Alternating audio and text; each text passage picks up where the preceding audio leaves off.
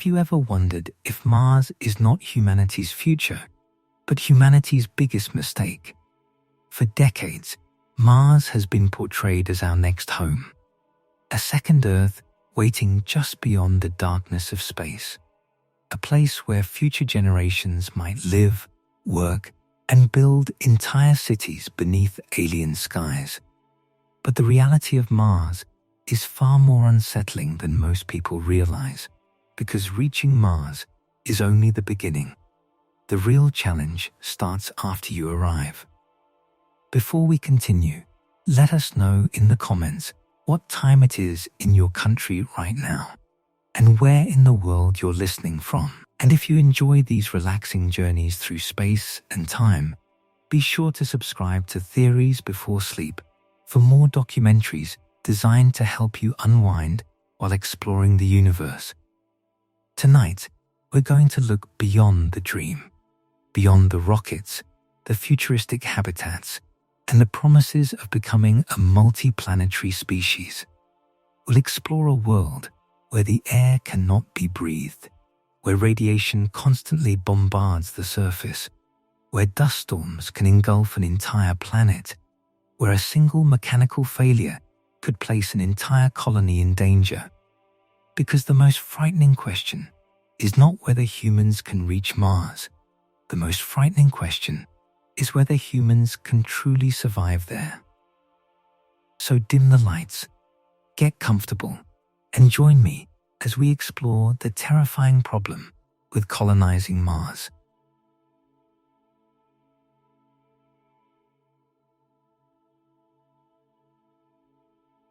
Mars looks close enough to understand.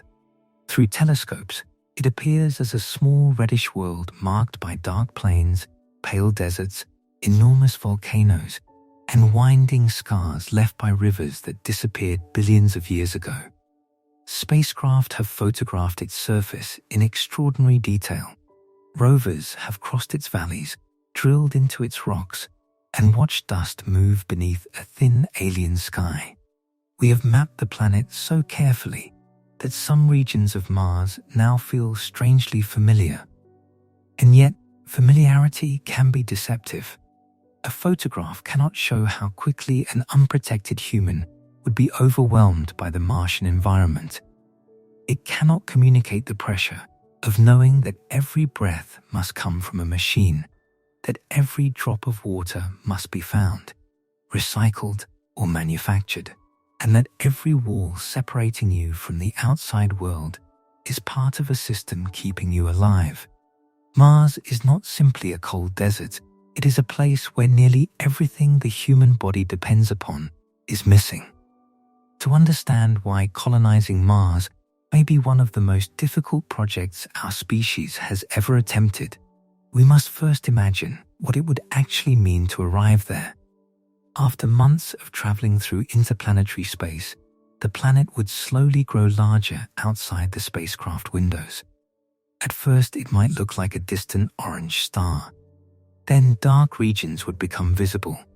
The polar caps would appear. The curved horizon would expand until Mars filled most of the view. For the crew, this moment would represent the end of an exhausting journey, but it would not represent safety. Landing on Mars is itself a dangerous challenge because the planet possesses an atmosphere that is thick enough to create intense heat during entry, yet too thin to slow a heavy spacecraft easily. On Earth, parachutes work well because our atmosphere is dense. On the Moon, where there is no meaningful atmosphere, spacecraft rely entirely on engines. Mars exists between these two conditions. Its air can help, but not enough. A spacecraft entering the Martian atmosphere would arrive at tremendous speed. A heat shield could absorb part of the energy. Parachutes could reduce the velocity further. Rockets might then fire near the surface, allowing the vehicle to descend through clouds of dust. Every stage would need to happen at exactly the right time. A minor error in navigation could send the lander toward mountains, steep slopes, or fields of rocks. A damaged parachute could leave the spacecraft moving too quickly. An engine failure during the final descent might become impossible to correct. Unlike a mission near Earth, help could not be sent within hours. The distance between the planets changes constantly, but even when Mars is relatively close, signals require several minutes to cross the gap. During landing, the crew and their computers would have to manage the descent alone. By the time controllers on Earth received a signal showing that something had gone wrong, the event might already be over. If the landing succeeded, the astronauts would finally feel the spacecraft settle onto Martian ground. For a few moments, there might be silence. After months of engine vibrations, ventilation noise, exercise routines, alarms, conversations, and constant movement through the spacecraft, the stillness outside would be almost complete. The crew might look through a reinforced window and see a landscape that no human being had ever seen directly. Dust-covered rocks, a distant ridge, a pale sky, perhaps a thin layer of frost in the shadows. The view could be beautiful. It could also be deeply unsettling. The spacecraft would not have landed in a place prepared for human life. There would be no rescue crews waiting nearby, no hospital, no road leading toward a city, no natural shelter that could immediately provide warmth, oxygen, food, or protection. The astronauts would have arrived with only what they had brought with them. Their first home on Mars might be a compact habitat attached to the landing vehicle. Every object inside would have been selected long before the journey began.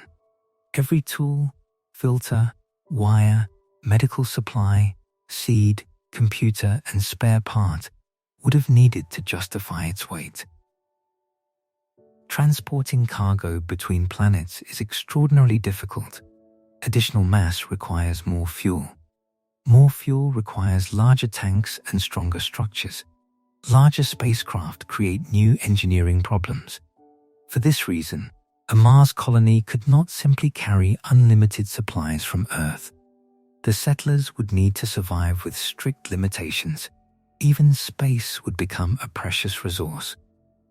The first habitats might feel more like laboratories or submarines than homes. Narrow corridors would connect small rooms. Storage areas would occupy nearly every unused surface. Machines would hum constantly, moving air, removing carbon dioxide, controlling temperature, processing waste, and monitoring pressure. The crew could not open a window for fresh air. They could not step outside without preparation. They could not allow water to disappear down a drain and be forgotten. Everything would exist inside a closed system. On Earth, survival often feels automatic. The atmosphere surrounds us. Rain moves across the continents. Plants renew oxygen. Rivers and underground reservoirs provide water. Soil supports crops. Countless natural cycles work continuously without requiring human control. A settlement on Mars would need to imitate many of those cycles with technology. That is one of the most important differences between visiting Mars and living there. A short mission can survive using supplies brought from Earth. A permanent colony cannot depend entirely on cargo ships crossing millions of kilometers. It must become capable of producing at least some of its own air, water, food, energy, building materials, and replacement parts. This requirement transforms Mars colonization from a transportation problem into an entire civilization problem. The first need would be oxygen. The Martian atmosphere is composed mostly of carbon dioxide. Oxygen exists only in very small amounts. Humans could not breathe the outside air, even with a mask, because the problem is not only its composition. The atmospheric pressure is also extremely low. At the surface of Earth, air presses against our bodies, with enough force to keep liquid water stable and allow our lungs to function normally. On Mars, the pressure is less than 1% of Earth's sea level pressure.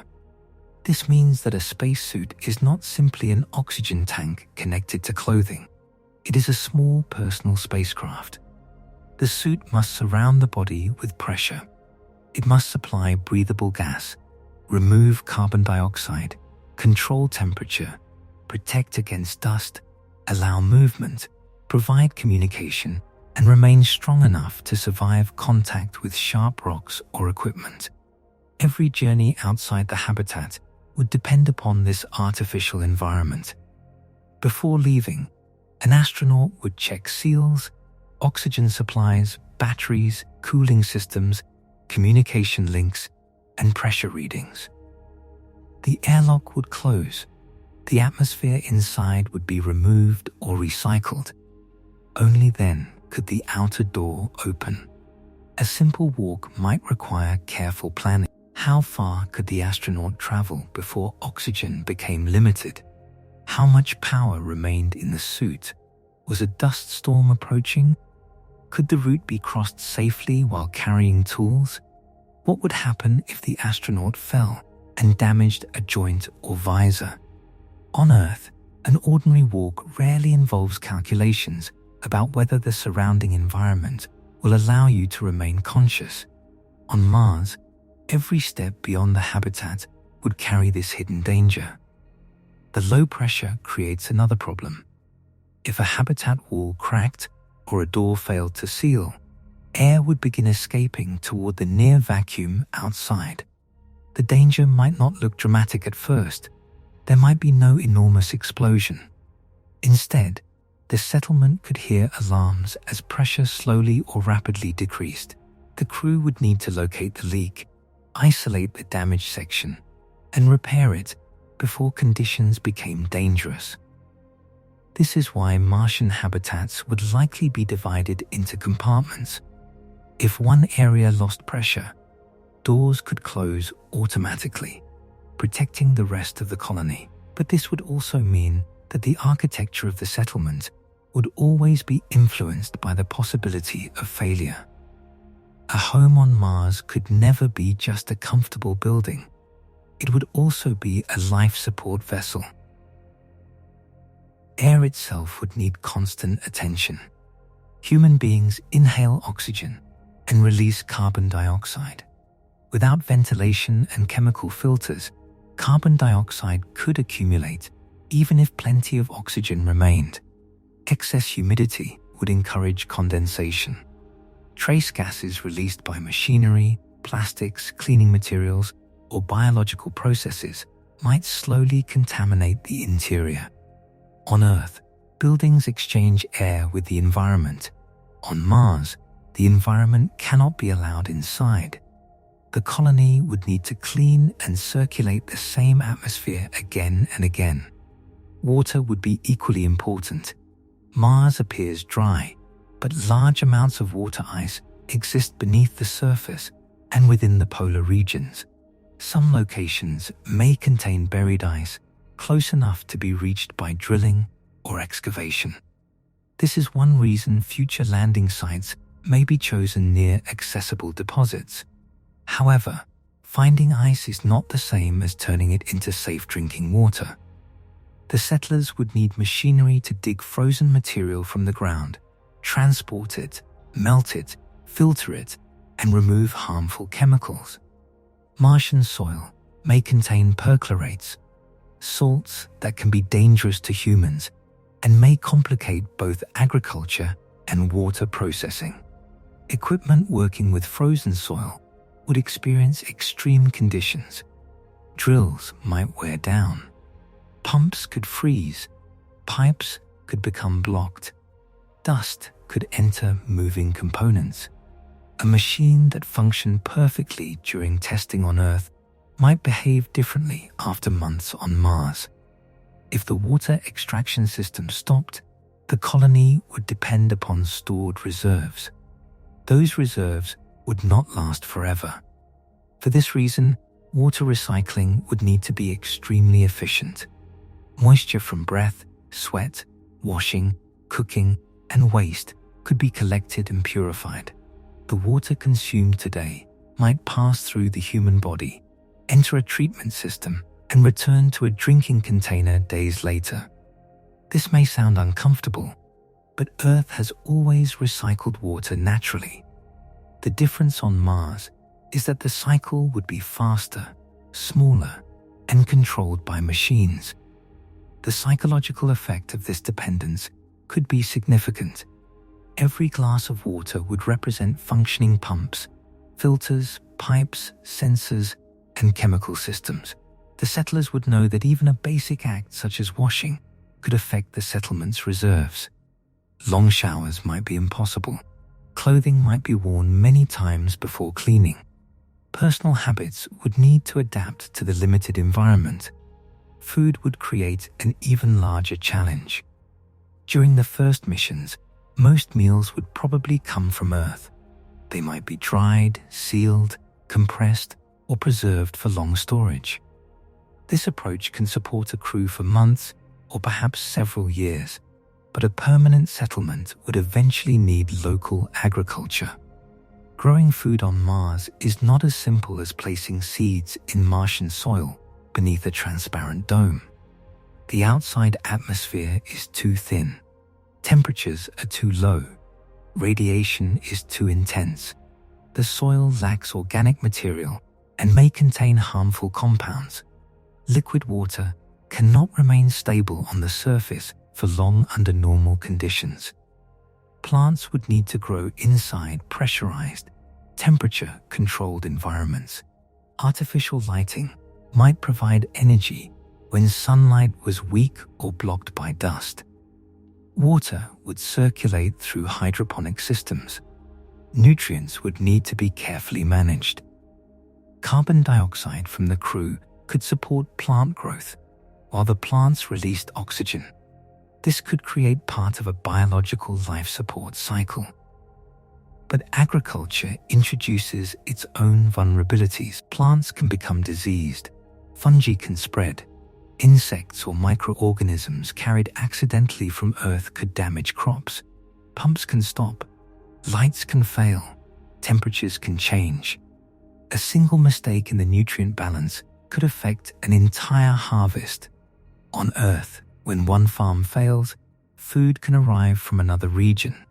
On Mars, the next supply mission might be months away. A colony would therefore need redundancy.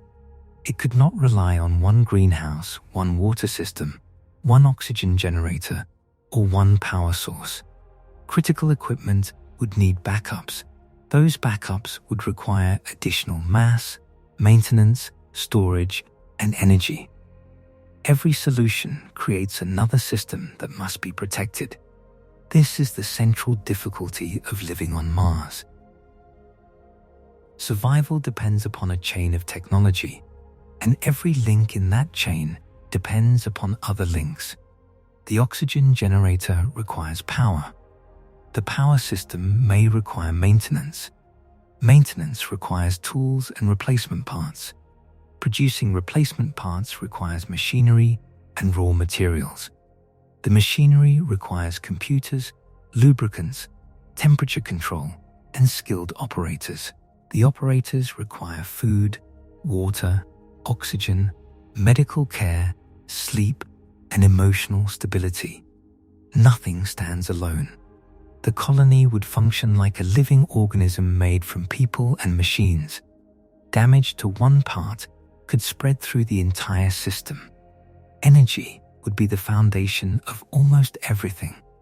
Solar panels are an obvious option because sunlight reaches Mars and they do not require fuel deliveries. However, Mars receives less sunlight than Earth because it is farther from the sun. Dust can settle on panels and reduce their output. Seasonal changes alter the available light. Large dust storms can darken the sky for extended periods. A colony relying entirely on solar energy would need enormous fields of panels, effective cleaning systems, and large batteries or other methods of storing power. During a planet-wide dust storm, the settlement might receive only a fraction of its normal energy. The colonists could reduce non-essential activities. Lights could be dimmed. Industrial machines could be switched off.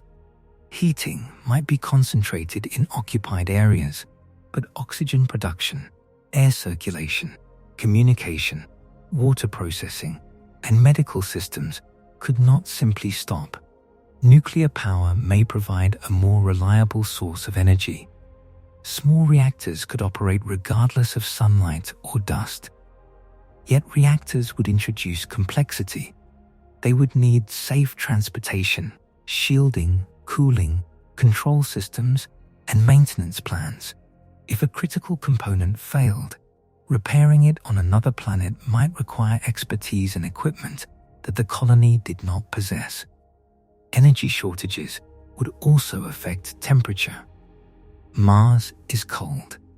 Average surface temperatures are far below the freezing point of water, though conditions change depending on location, season, and time of day. Near the equator during a sunny afternoon, some surfaces may become relatively mild. After sunset, temperatures can fall rapidly. A habitat would need continuous insulation and heating. The crew might live only a short distance from the frozen landscape outside, separated from it by layers of metal, composite materials, soil, or ice. A serious loss of power could allow internal temperatures to decline. Water pipes might freeze, batteries might lose performance, electronic systems could become unreliable. The crew would not freeze instantly, but they would face a countdown. They would need to restore power before the habitat's stored heat disappeared. Mars also possesses a very weak global magnetic field. Earth's magnetic field and thick atmosphere help shield life from energetic particles arriving from the sun and from deep space. Mars lost much of this protection long ago. Its atmosphere became thin, leaving the surface exposed to higher levels of radiation.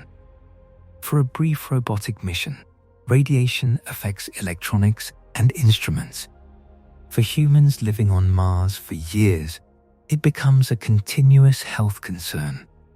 Cosmic rays can pass through the body and damage cells. Solar storms can release intense bursts of energetic particles. The effects may accumulate over time, increasing the risk of illness. Future colonists would need shielding. One possibility would be to cover habitats with Martian soil. Several meters of material could reduce radiation exposure, while also providing insulation against temperature changes. Settlements might be built partly underground, inside lava tubes, or beneath protective layers. From the outside, a Martian colony may not resemble the bright glass domes shown in illustrations. It could be mostly buried. The most important rooms might have no windows at all. The settlers might spend much of their lives under artificial light, surrounded by walls designed for survival rather than views. Screens could display the landscape, cameras could show the sky, but the actual environment would remain hidden behind shielding. This creates a strange contrast. Humanity may travel farther than ever before, only to live in enclosed spaces smaller than many buildings on Earth. The enormous landscape would surround the colony, yet most of it could not be experienced directly. Even when wearing suits, the crew would need to limit unnecessary exposure. Radiation would not be the only reason. Martian dust would follow them everywhere. The surface of Mars is covered in fine particles formed over immense periods of erosion. Without rain to wash the landscape, this dust remains widespread. It can be moved by winds, carried through the atmosphere, and deposited onto equipment. The dust may cling to surfaces through electrostatic forces.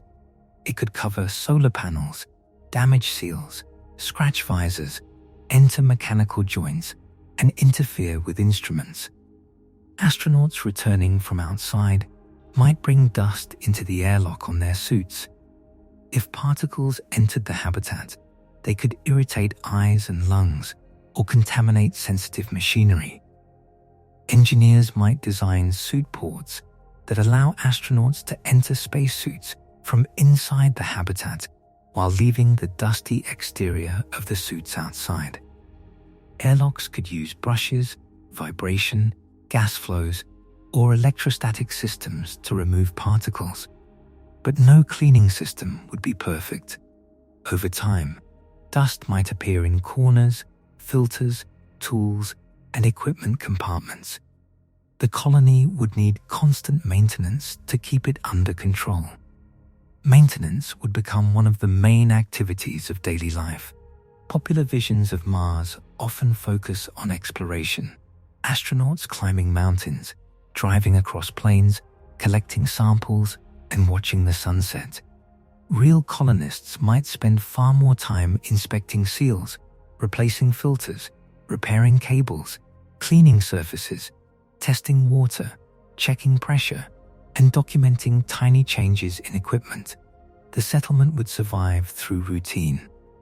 Every unusual sound could matter. A pump vibrating differently might be an early sign of failure. A small change in air pressure could indicate a leak.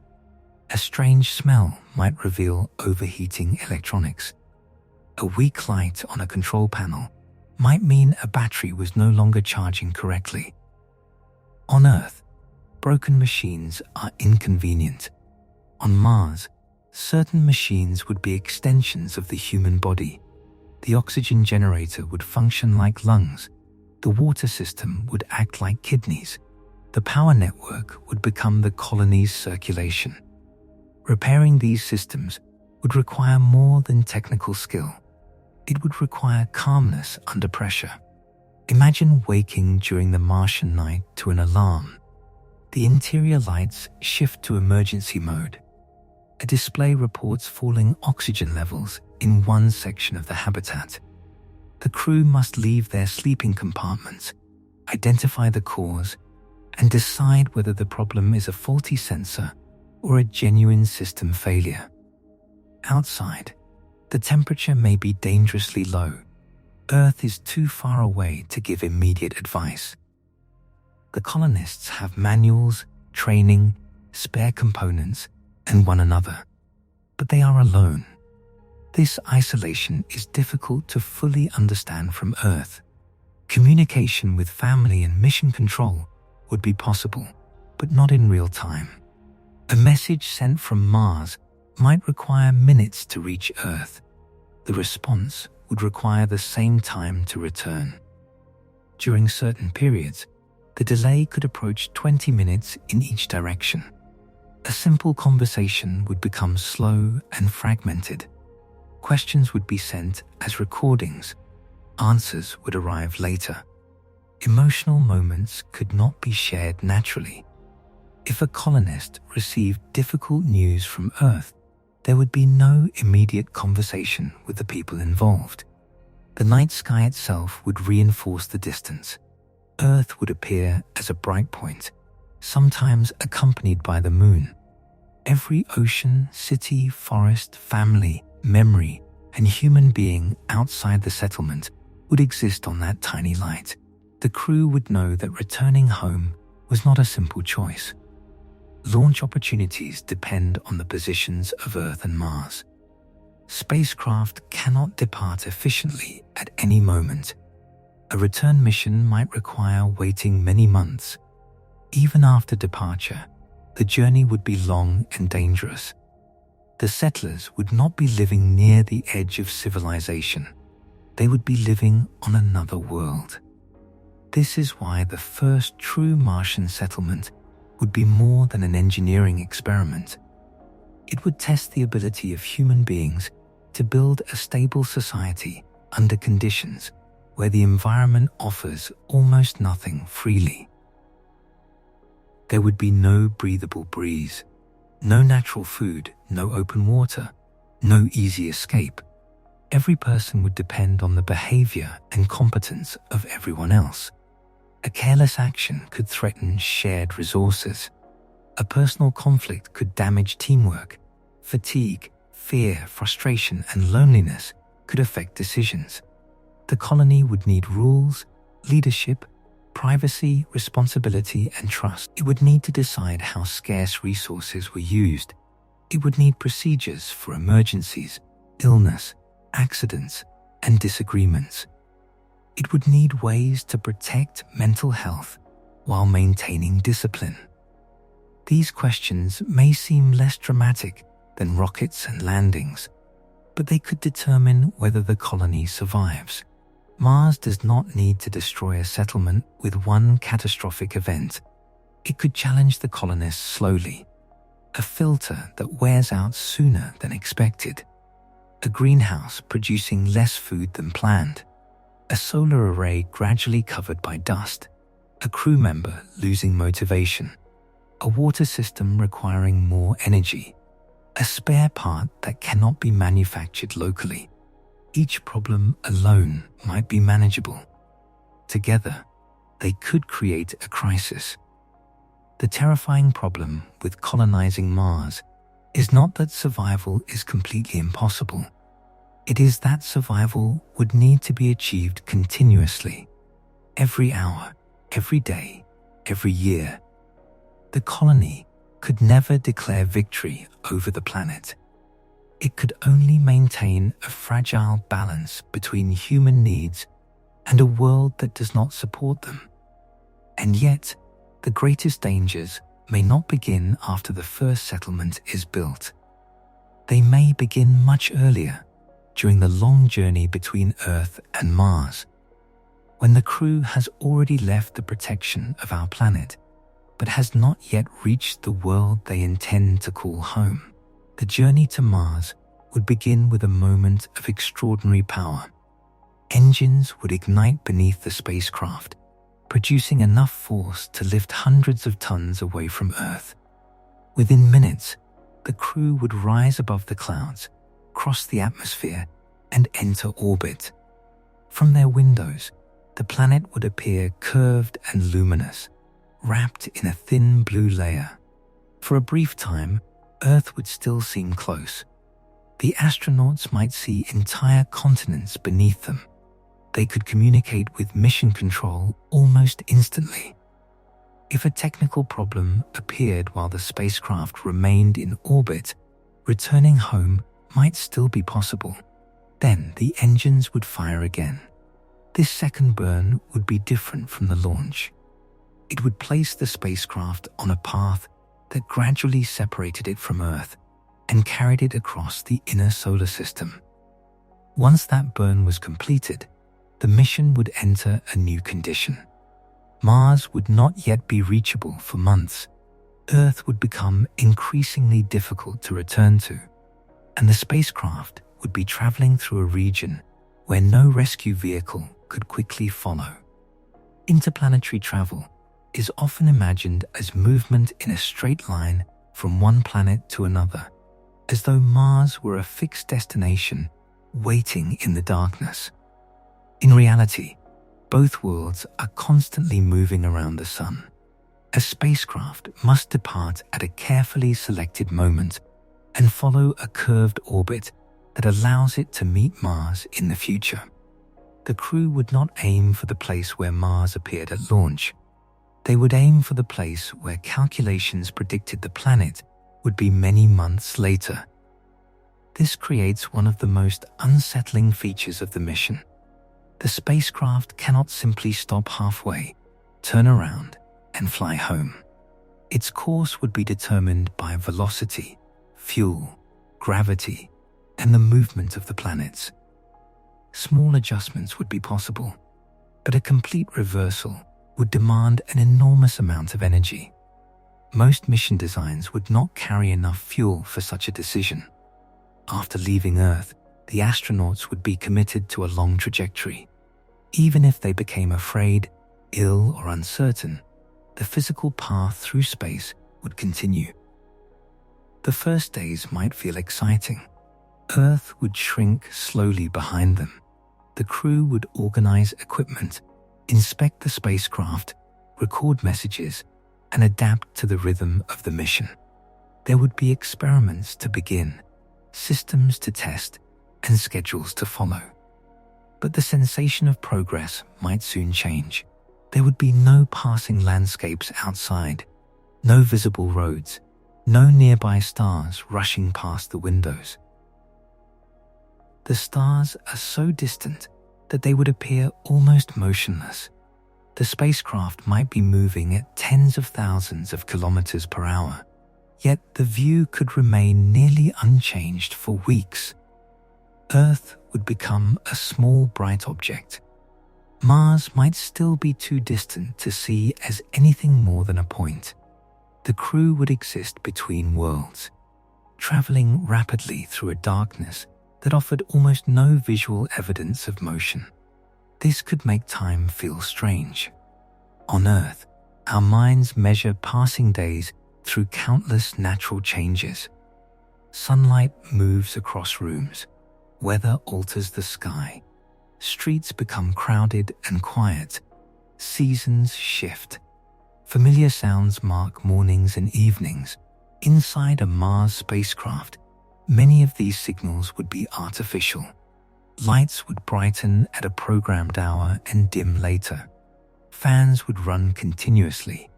Meals would arrive according to the clock rather than hunger or sunlight. The crew would sleep in small compartments while the vehicle remained surrounded by the same blackness. The mission could last 6 months, 8 months, or longer, depending on the chosen trajectory. That is a long time to live inside a machine that cannot be left. The spacecraft would need to be large enough to support health and cooperation, yet small enough to launch and propel efficiently. Every additional room, wall, window, exercise device, and storage unit would add mass. More mass would increase the difficulty and cost of the mission. As a result, the crew might have far less personal space than people imagine. Individual cabins could be barely large enough for sleeping and storing a few belongings. Shared areas would serve several purposes. A table used for meals might also become a workspace, meeting area, and medical station. There would be almost nowhere to go when someone needed distance from the others. On Earth, a person can leave a difficult conversation, walk outside, visit another room, or spend time alone in a large environment. Inside an interplanetary spacecraft, privacy would be limited by the walls surrounding everyone. The same voices would be heard each day. The same faces would appear at every meal. The same habits would become increasingly noticeable. A crew member who spoke loudly, left tools in the wrong place, or ignored a routine might create frustration that slowly grew over months. Tiny disagreements could become important simply because there was no change of environment. This is why selecting a Mars crew would involve much more than choosing intelligent and courageous people. The astronauts would need to tolerate stress without spreading it. They would need to communicate honestly without making every problem personal. They would need to accept correction, admit mistakes, and remain dependable even when tired or discouraged. A person can appear calm during training because the exercise has an ending. A simulated habitat can be opened. A participant can leave. Medical teams are nearby. Family members remain within reach. During the real journey, the door would not lead outside. It would lead into space. The crew would have to solve emotional problems before they damaged the mission. Resentment could not be allowed to grow silently. Conflicts could not be avoided forever. Leadership would need to be firm during emergencies, but flexible during ordinary life. Even boredom could become dangerous. A Mars mission would include constant work, but not every day would contain dramatic discoveries. Many tasks would be repetitive, checking readings, cleaning equipment, updating records, exercising, inspecting storage, and reviewing procedures. Weeks might pass without anything unusual happening. This calm would be good for the machinery, yet difficult for the human mind. When stimulation becomes limited, attention can weaken. People may become less careful. A familiar procedure that was once followed precisely may begin to feel unnecessary. The crew could become overconfident because the systems had worked correctly for so long. Then a small mistake might occur. A valve could be left in the wrong position. A computer warning could be dismissed. A tool might not be secured. A medication dose could be recorded incorrectly. Interplanetary survival would depend not only on responding to major disasters, but also on maintaining concentration through long periods of routine. The spacecraft itself would never be completely still. Fans, pumps, computers, cooling systems, and ventilation equipment would create a continuous mechanical background. The crew would learn every vibration and sound. At first, this noise might be reassuring. It would mean that the vehicle was alive and functioning. Later, it could become exhausting. True silence might be impossible because stopping the ventilation system would threaten the crew. Earplugs could help during sleep, but the astronauts would also need to hear alarms. Sudden quiet might be more frightening than noise because it could mean that a machine had stopped. Sleep would therefore become part of mission safety. Poor sleep affects judgment, memory, patience, and reaction time. Inside a confined spacecraft, several conditions could interfere with rest. Equipment might vibrate through the walls. Crew members could follow slightly different schedules. Stress could make it difficult to relax. The absence of natural day and night might disturb the body's internal clock. Lighting would be designed to support healthy rhythms, changing in brightness and perhaps color temperature throughout the scheduled day. Exercise and meals would occur at regular times, yet the mind would still know that morning and evening were being produced by electrical systems. Dreams of Earth might become intense. A person might dream of wind moving through trees, rain striking a roof, or walking through an ordinary street. Waking inside the spacecraft could produce a brief moment of confusion, followed by the realization that those experiences were millions of kilometers away. The crew would carry recordings, photographs, music, books, games, and personal messages. Virtual environments might offer the illusion of forests, beaches, or open rooms. These tools could reduce stress, but they could not replace physical freedom. There would be no fresh air, no sunlight felt directly on the skin, no unplanned encounter with another person. Every experience would take place within a carefully managed system. The human body would also begin changing. Without normal gravity, muscles do not need to work as hard to support the body. Bones experience less stress and may gradually lose density. The heart and blood vessels adapt to the new environment. Fluids shift toward the upper body. Balance systems in the inner ear receive unfamiliar signals. Astronauts would exercise for hours each day, using resistance machines, bicycles, and other equipment designed to imitate the physical demands of gravity. But exercise would not completely reproduce life on Earth. After months in weightlessness, the crew would need to land on Mars and immediately operate in a dangerous environment. Martian gravity is only about 38% of Earth's, but it would still place demands on bodies that had spent a long time floating. Imagine the first hours after landing. The astronauts might feel heavy compared with the effortless movement inside the spacecraft. Their legs could be weak. Their balance might be uncertain. They could experience dizziness or nausea while attempting to inspect systems, unload equipment, and respond to unexpected problems. There would be no large recovery team waiting to carry them from the vehicle. The people who had endured the journey would also need to begin the work of survival. Some mission concepts attempt to reduce this problem by creating artificial gravity. A spacecraft could rotate, producing a force that pushes occupants toward the outer walls.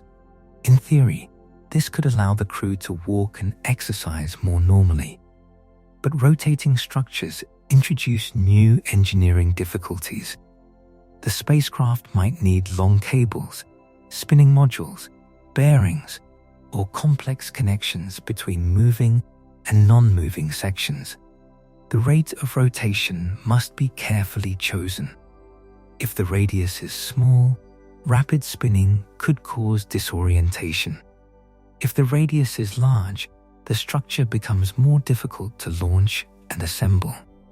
Artificial gravity may eventually become essential for long missions, but early travelers could be forced to accept the physical effects of weightlessness. The body would be changing while also facing an environment beyond Earth's protective magnetic field. During the journey, the crew would encounter high-energy particles from deep space and occasional storms from the sun. Spacecraft walls can reduce some forms of exposure, but powerful particles can penetrate ordinary materials. Adding more shielding sounds simple until mass is considered. A thick protective structure would make the spacecraft heavier. Launching and accelerating it would require more fuel and more powerful systems. Engineers would have to choose where shielding was most valuable. Water containers, food supplies, equipment, and waste could be arranged around sleeping areas to create additional protection.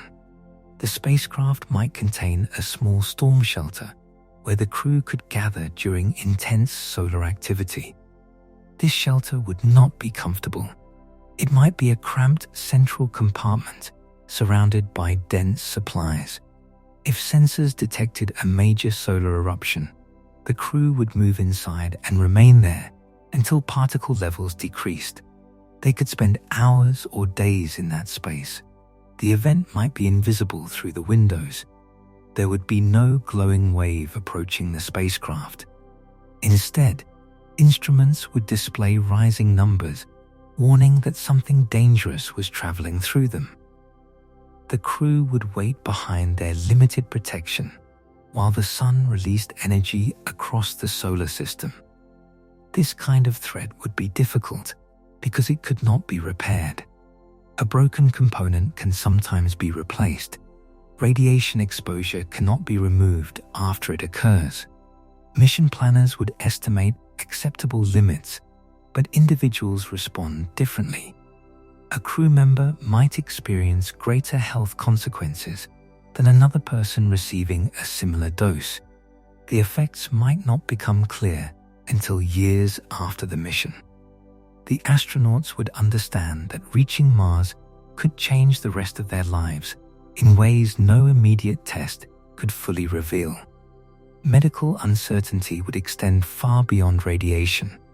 A journey lasting many months would carry the risk of infections, injuries, dental problems, allergic reactions, kidney stones, blood clots, and other illnesses. The crew would receive extensive training, and at least one member would probably have advanced medical experience. Yet no small team could contain every type of specialist. A serious condition on Earth can involve surgeons, nurses, laboratories, imaging machines, blood supplies, intensive care equipment, and a pharmacy containing hundreds of medicines. A Mars vehicle would carry only a carefully selected fraction of these resources. A medical emergency could force the crew to improvise. Earth-based doctors could study the data and provide guidance, but communication delays would prevent them from directing every movement in real time. The astronauts might use compact ultrasound devices, automated diagnostic systems, and medical software. Robotic tools could assist with certain procedures. Still, the patient and the medical team would be inside the same isolated vehicle. If a crew member required surgery, the others might need to transform part of the cabin into an operating area. Equipment would have to be secured in weightlessness. Fluids would not behave as they do under gravity. Every object would need to be controlled to prevent contamination. There would also be an emotional cost. The person performing the procedure might be treating a close friend. The rest of the mission could depend on the result. Failure would not remain a private tragedy.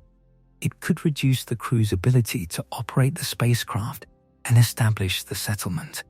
Even a less dramatic illness could create difficult decisions. Should limited medication be used immediately or saved in case another person becomes sick later? Could an injured astronaut continue working? Who would assume that person's responsibilities? Would the mission continue if one member became unable to land on Mars safely?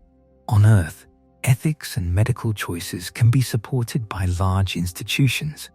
Between planets, a handful of people might need to make those decisions alone. Food would also change during the journey.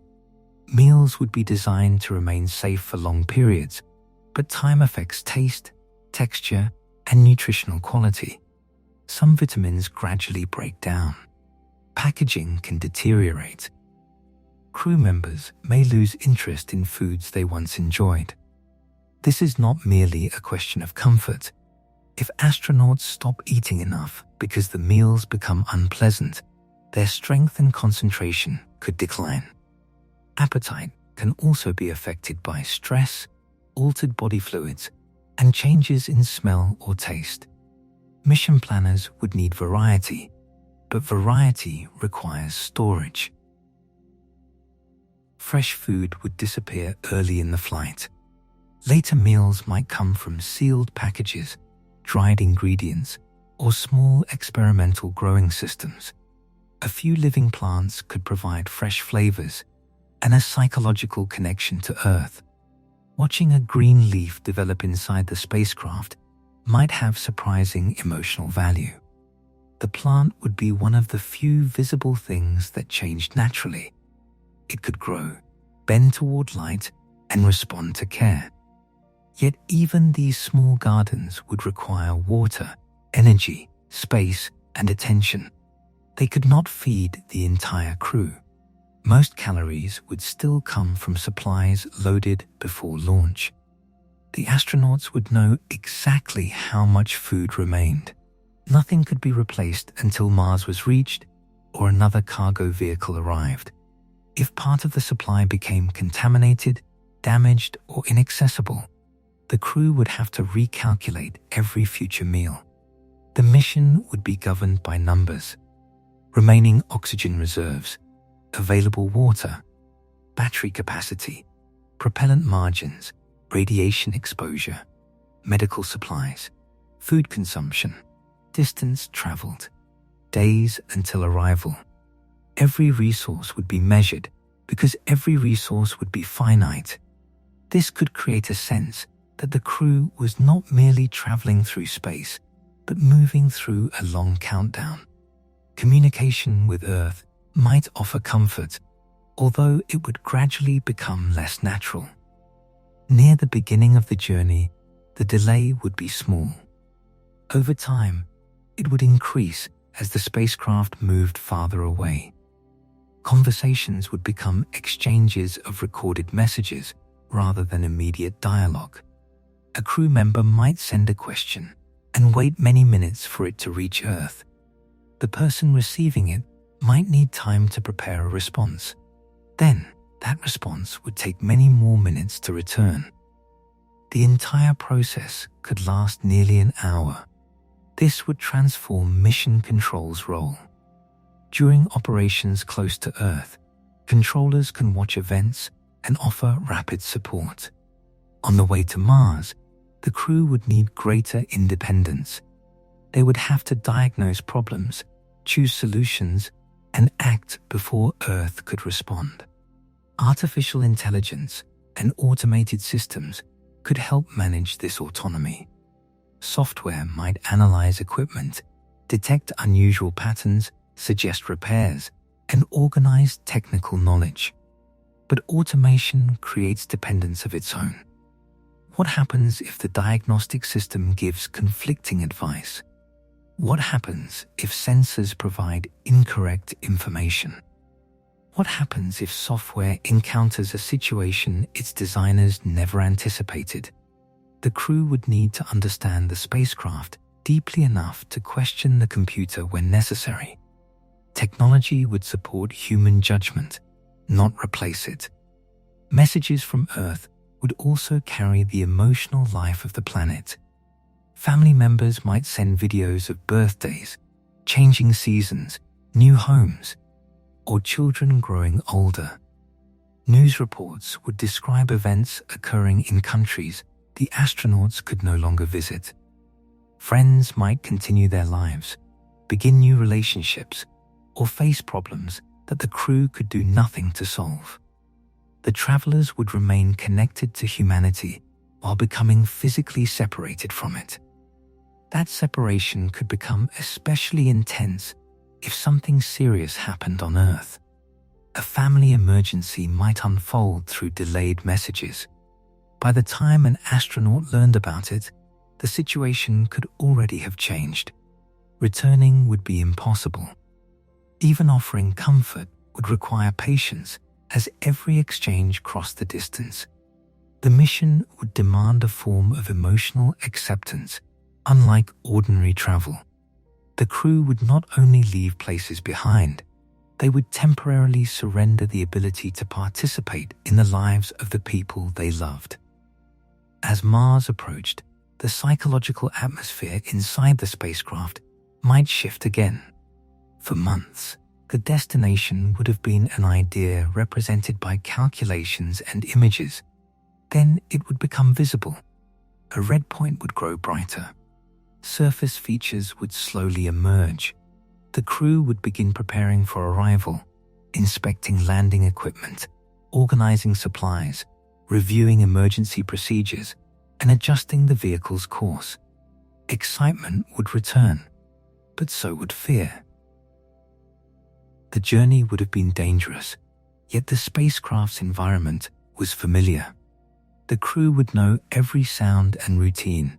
Mars would introduce a completely new phase, and there would be no guarantee that the equipment waiting on the surface had survived. Future missions may send cargo in advance: habitats, power systems, vehicles, food, tools, and machines for producing useful materials. Robotic systems could prepare the site before humans arrived. This would reduce the amount the crew needed to carry. It would also create a critical dependency. Before leaving Earth, mission planners would need confirmation that the cargo had landed safely and was functioning. Yet robots may not be able to complete every task. Dust, cold, mechanical damage, or software errors could affect systems long before the astronauts reach them. A habitat could appear healthy in transmitted data, while hiding a problem that only became obvious after arrival. A power station might produce less electricity than expected. A vehicle could be immobilized. A communication antenna might be pointing incorrectly. The crew could approach Mars knowing that the difference between a difficult landing and an impossible mission depended on machines that had been operating alone for months. There would be few alternative destinations.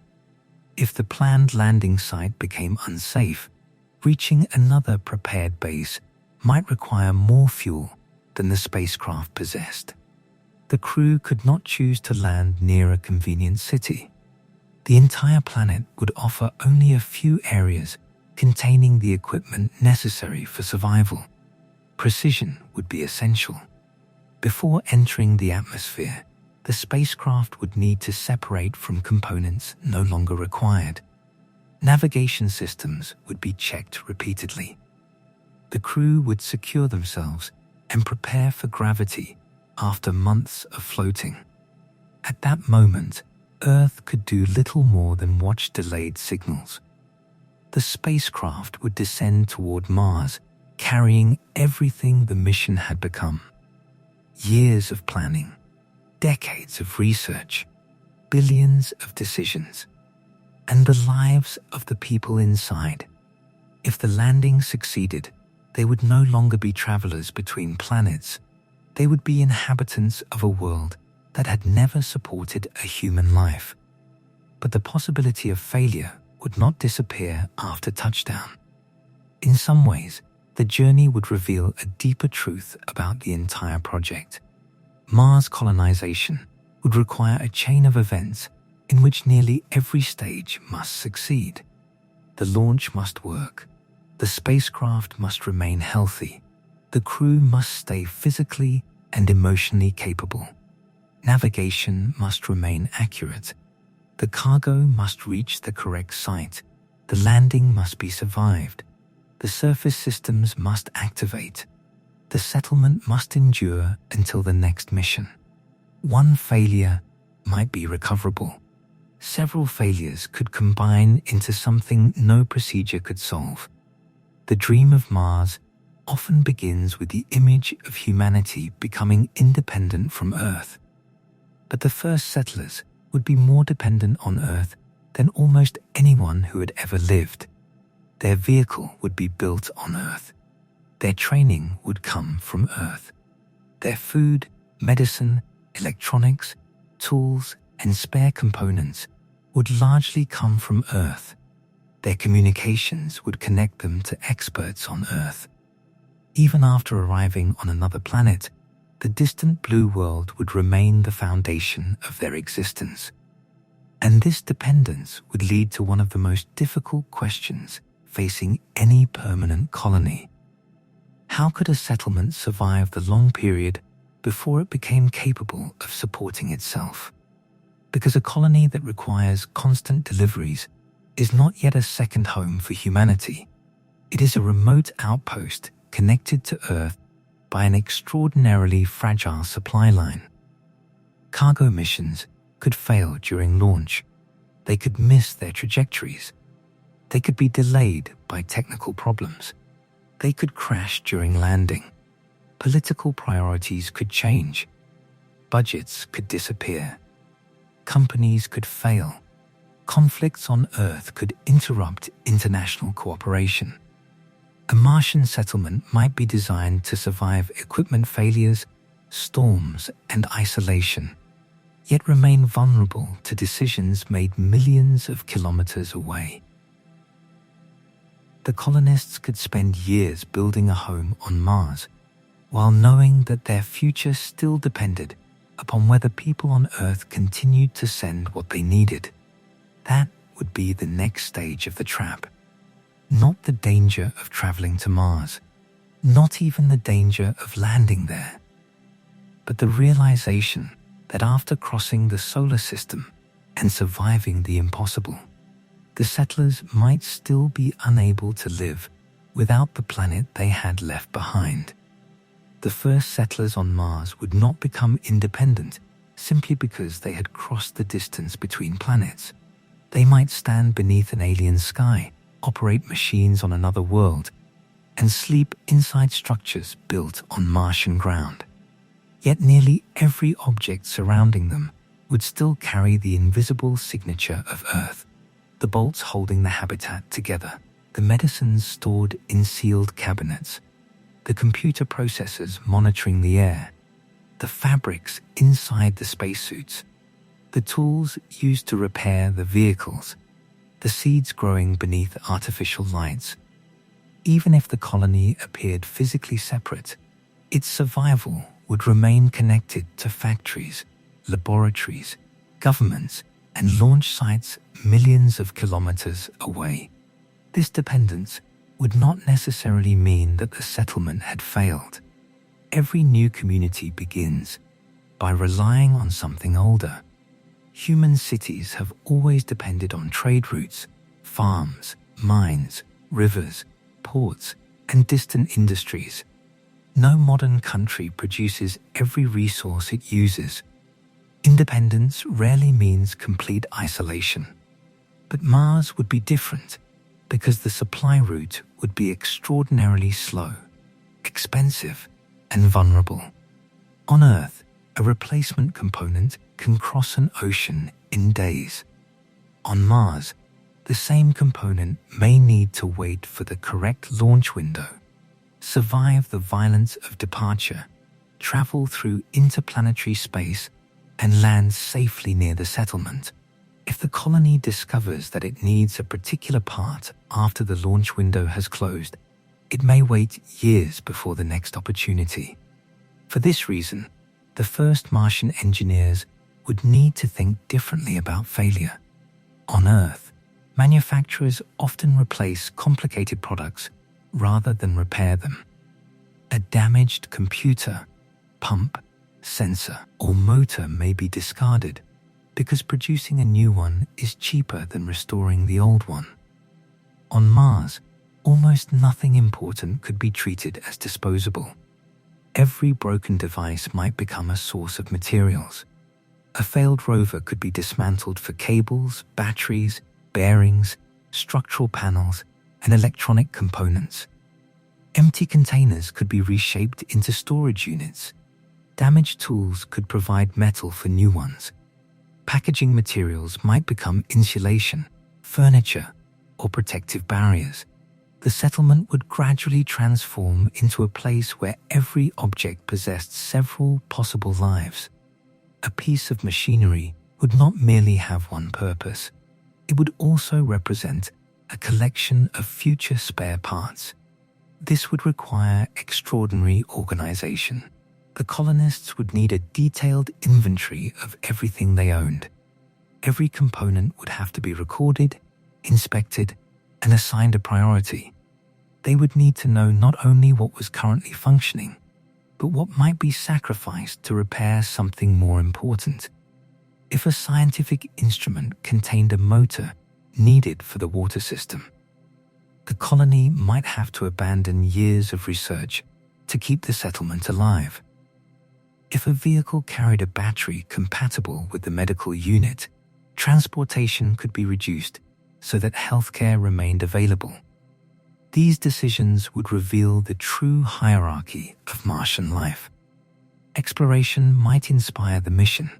Science might justify its cost, but survival would always come first. The ability to manufacture replacement parts locally would therefore become one of the most important steps toward independence. Three-dimensional printers could produce simple plastic items, seals, containers, handles, brackets, and some metal components. Computer-controlled machines could cut, shape, and drill materials with great precision. A library of digital designs might allow the colonists to produce thousands of objects without carrying each physical item from Earth. Yet the idea of simply printing anything that breaks would be misleading. A machine can only manufacture what its own capabilities allow. A basic printer cannot produce an advanced computer chip, a complex medical sensor, or a high-performance spacesuit material. Even a sophisticated metal printer requires carefully prepared powders or wires. It needs power, maintenance, calibration, and replacement parts of its own. The colony could eventually create many mechanical components, but producing advanced electronics would be far more difficult. Modern microprocessors are made inside some of the most complex industrial environments ever constructed. Their production requires extremely pure materials, precise temperatures, specialized gases, powerful imaging systems, and facilities protected from microscopic contamination. Building such a factory on Mars would be an enormous achievement. Until that happened, the settlement would remain dependent on Earth for processors, memory systems, cameras, communication devices, and countless electronic controls. The colonists might store large numbers of standardized chips and design equipment so that the same components could be used in many different systems. A processor originally intended for a rover might also control a greenhouse or an airlock. Simplicity and compatibility would become more valuable than constant technological improvement. The most useful Martian machine might not be the most advanced one. It might be the machine that could be understood, repaired, and rebuilt by the people living there. This could change the entire philosophy of design.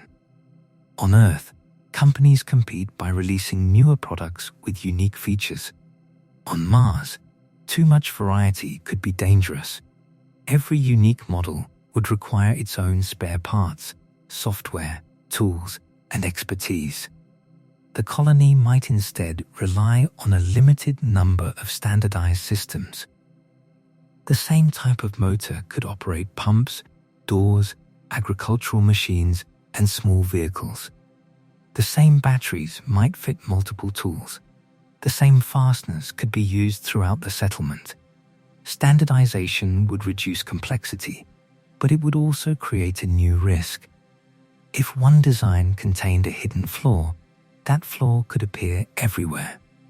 A defective seal might affect several habitats.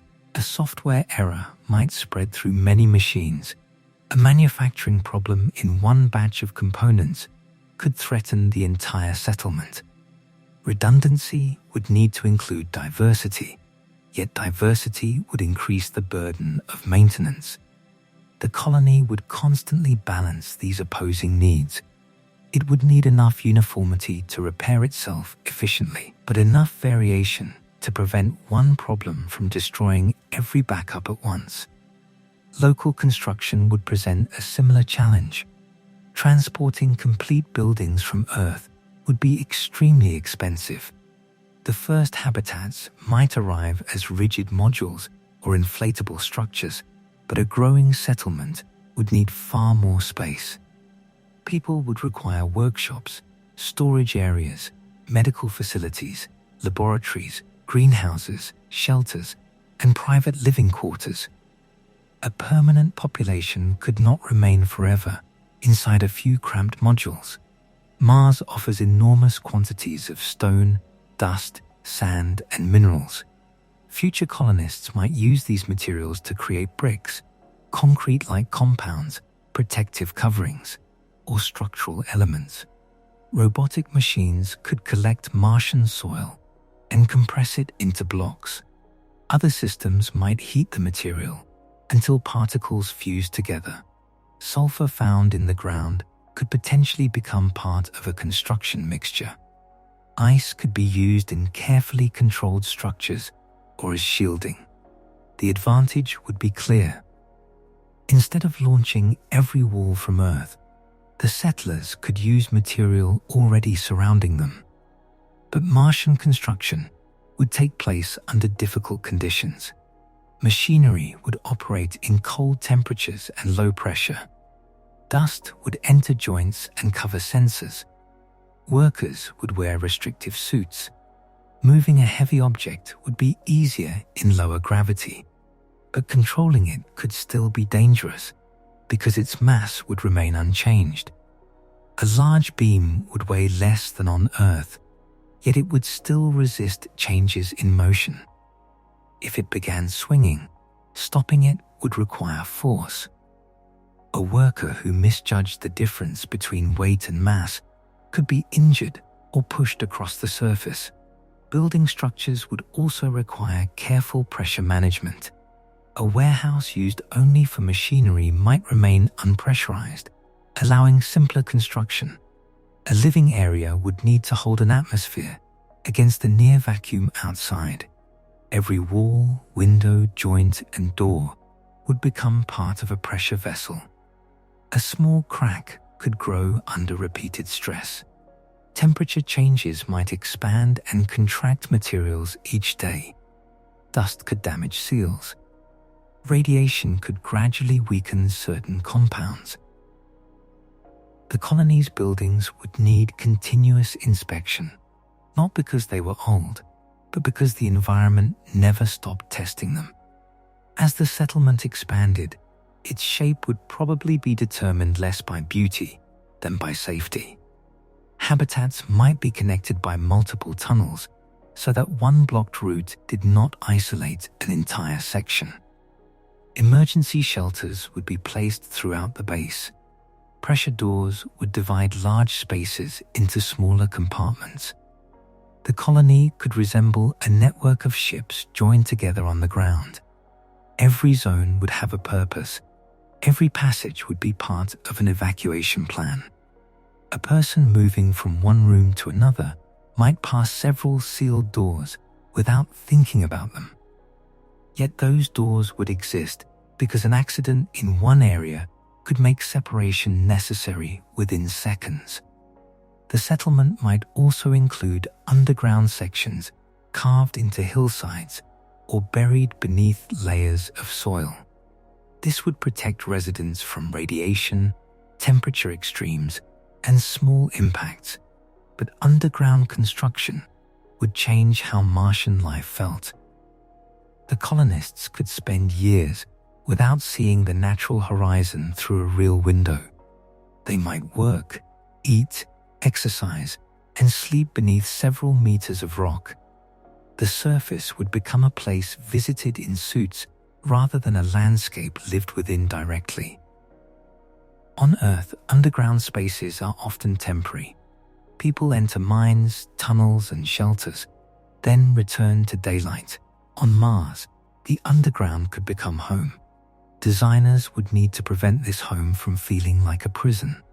Large interior spaces might use curved walls, projected skies, gardens, changing light, and natural materials produced inside the colony. Rooms could imitate the color and rhythm of an Earth day.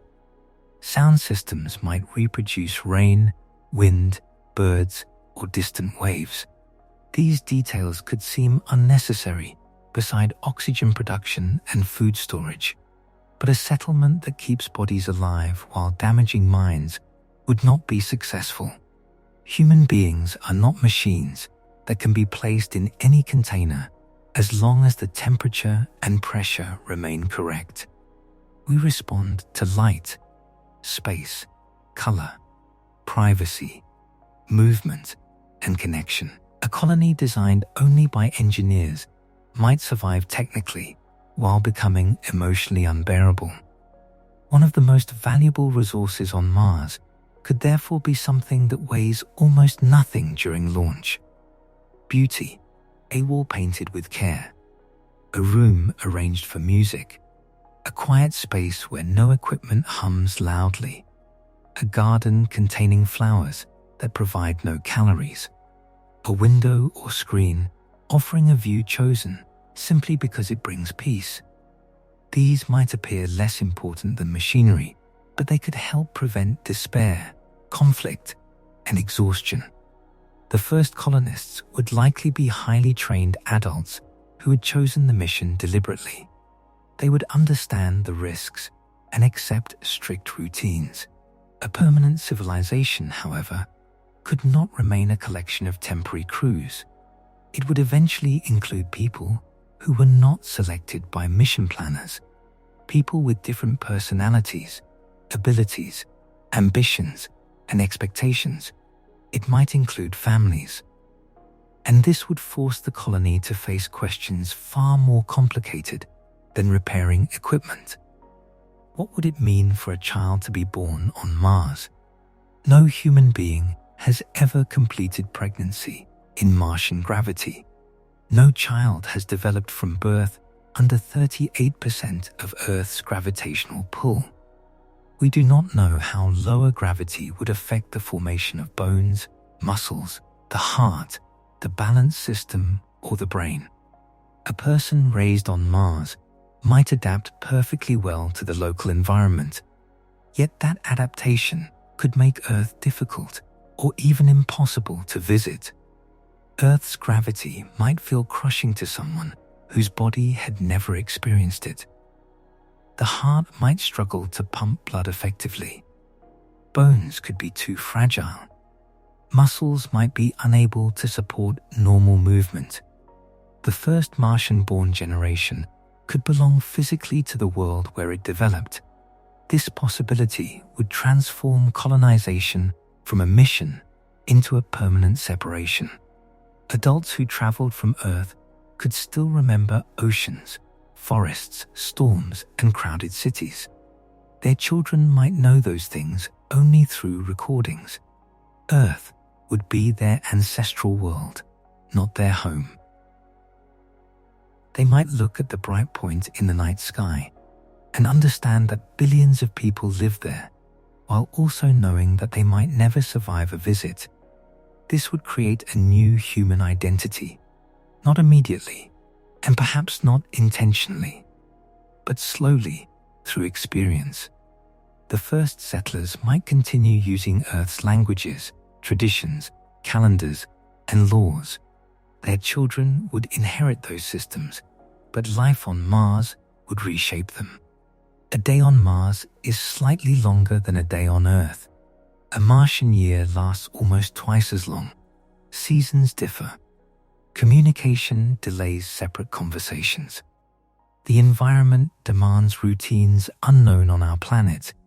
Even simple words might gain different meanings. Outside would always mean danger. Weather would refer to dust and pressure rather than rain. Home would be a pressurized structure surrounded by an unbreathable world. Waste would not mean something thrown away, but material waiting to be reused. The culture of Mars could become deeply focused on conservation. On Earth, a person can waste water without immediately seeing the consequence. On Mars, everyone might know exactly how much remained in the system. Children could learn from an early age that air, water, food, energy, and materials were shared resources. Carelessness would not be merely rude, it could endanger others. This might produce a society with strong collective discipline. People could become highly responsible, technically skilled, and aware of how their behavior affected the community. But the same pressure could also produce strict control. If individual actions threatened limited resources, how much freedom would the colony allow? Could someone choose to consume more water than others? Could a person refuse an assigned job if the settlement needed their skills? Could a family decide to have a child if population growth placed pressure on food and oxygen production? Would the colony monitor personal health because one illness could affect everyone? Would privacy be treated as a right or a luxury? These questions would not remain theoretical. They would appear in daily decisions. Imagine a settlement with 100 residents and enough resources to support them safely. 2 people wish to have a child. The colony's agricultural and medical systems are already near capacity. Who decides whether the risk is acceptable? The couple? A doctor? An elected council? Mission control on Earth? A company that financed the settlement? Every answer creates a problem. Allowing complete personal freedom could threaten the entire community. Allowing authorities to control family life could create a society that feels oppressive. Mars might force human beings to confront the conflict between individual choice and collective survival more directly than ever before. Governance would therefore be essential from the beginning. The first crews might operate under a mission commander. Decisions during emergencies would follow a clear chain of authority. This model works for expeditions where the mission has a defined duration and everyone has accepted their role. A permanent settlement would need something more. People living on Mars for decades might reject decisions imposed by leaders on Earth. Communication delays would make distant control inefficient. Earth-based organizations could send instructions, but they would not experience the immediate conditions of the colony. A rule that seemed reasonable in a meeting on Earth might be impossible to follow during a Martian crisis. the settlers would eventually demand the right to govern themselves. This transition could occur peacefully through planned agreements. The colony might elect representatives, establish courts, write local laws, and negotiate its relationship with Earth. But conflicts would still arise. Who would own the land surrounding the settlement? Could a company claim the minerals extracted by its workers? Would countries attempt to control regions through the missions they funded? Would the colonists remain citizens of Earth nations, or would they become members of a new Martian society? Existing space law was created before permanent extraterrestrial cities existed. It provides important principles, but a growing civilization would create situations no treaty fully anticipated. Mars contains no indigenous human population, but that does not mean the planet would be free from disputes. Different settlements might compete for water ice, sunlight, safe landing zones, or valuable minerals. A location with easy access to underground ice could become extremely important. A ridge receiving more consistent sunlight might support larger power systems. A lava tube offering natural protection could become the center of a major community. If several groups wanted the same site, who would have the right to use it? The group that arrived first? The nation that funded the expedition? The company that discovered the resource? The entire human species? A resource conflict on Earth can involve negotiations, courts, and sometimes violence. On Mars, even a small conflict could threaten survival, because settlements might depend on one another. One colony could specialize in agriculture, another might produce fuel, a third could manufacture structural materials. If cooperation broke down, shortages could spread quickly. The isolation of Mars would not automatically create unity. Human beings carry their disagreements with them. Political beliefs, economic interests, personal rivalries, and cultural differences would not disappear when Earth became a small point in the sky. In fact, isolation could make some conflicts more intense. A colony would have fewer places to escape tension. Every major decision would affect a limited population. A disagreement between leaders could divide people who still needed to share life support systems. The settlement would need ways to resolve disputes without damaging the infrastructure everyone depended upon. Strikes, protests, and political resistance would take on a different meaning in an environment where stopping certain work could endanger lives. If technicians refused to maintain the power system, would that be treated as a labor protest or a threat to the colony? If leaders restricted communication during a crisis, would that be necessary security or an abuse of authority? If a person deliberately damaged equipment, would they be imprisoned inside a settlement where every room and supply already had a purpose? A prison on Mars would consume air, food, space, and supervision. The colony could not easily exile someone because the outside environment was deadly. Sending them back to Earth might not be possible for months or years. Justice would need to adapt to a world where separation from society was both difficult and dangerous. Rehabilitation, monitored work, restricted access, and psychological treatment might become more practical than traditional imprisonment. Yet serious acts would still require consequences. The colony would have to protect itself while recognizing that every person represented years of training, transportation, and investment. Even a difficult individual might possess skills that no one else had. This could create uncomfortable dependencies. A person responsible for maintaining a vital reactor might become almost impossible to replace. If they behaved badly, the colony could not simply remove them from their position without risking the power supply. Knowledge would need to be distributed widely so that no single person became indispensable. Every critical skill would require several trained individuals. Medical procedures, reactor maintenance, agriculture, software repair, construction, and emergency response could not depend on only one expert. The colony might develop an intense culture of education. Children and adults would learn technical skills as part of ordinary life. A botanist might also know how to repair pumps. A doctor might understand electrical systems. An engineer might receive agricultural and medical training.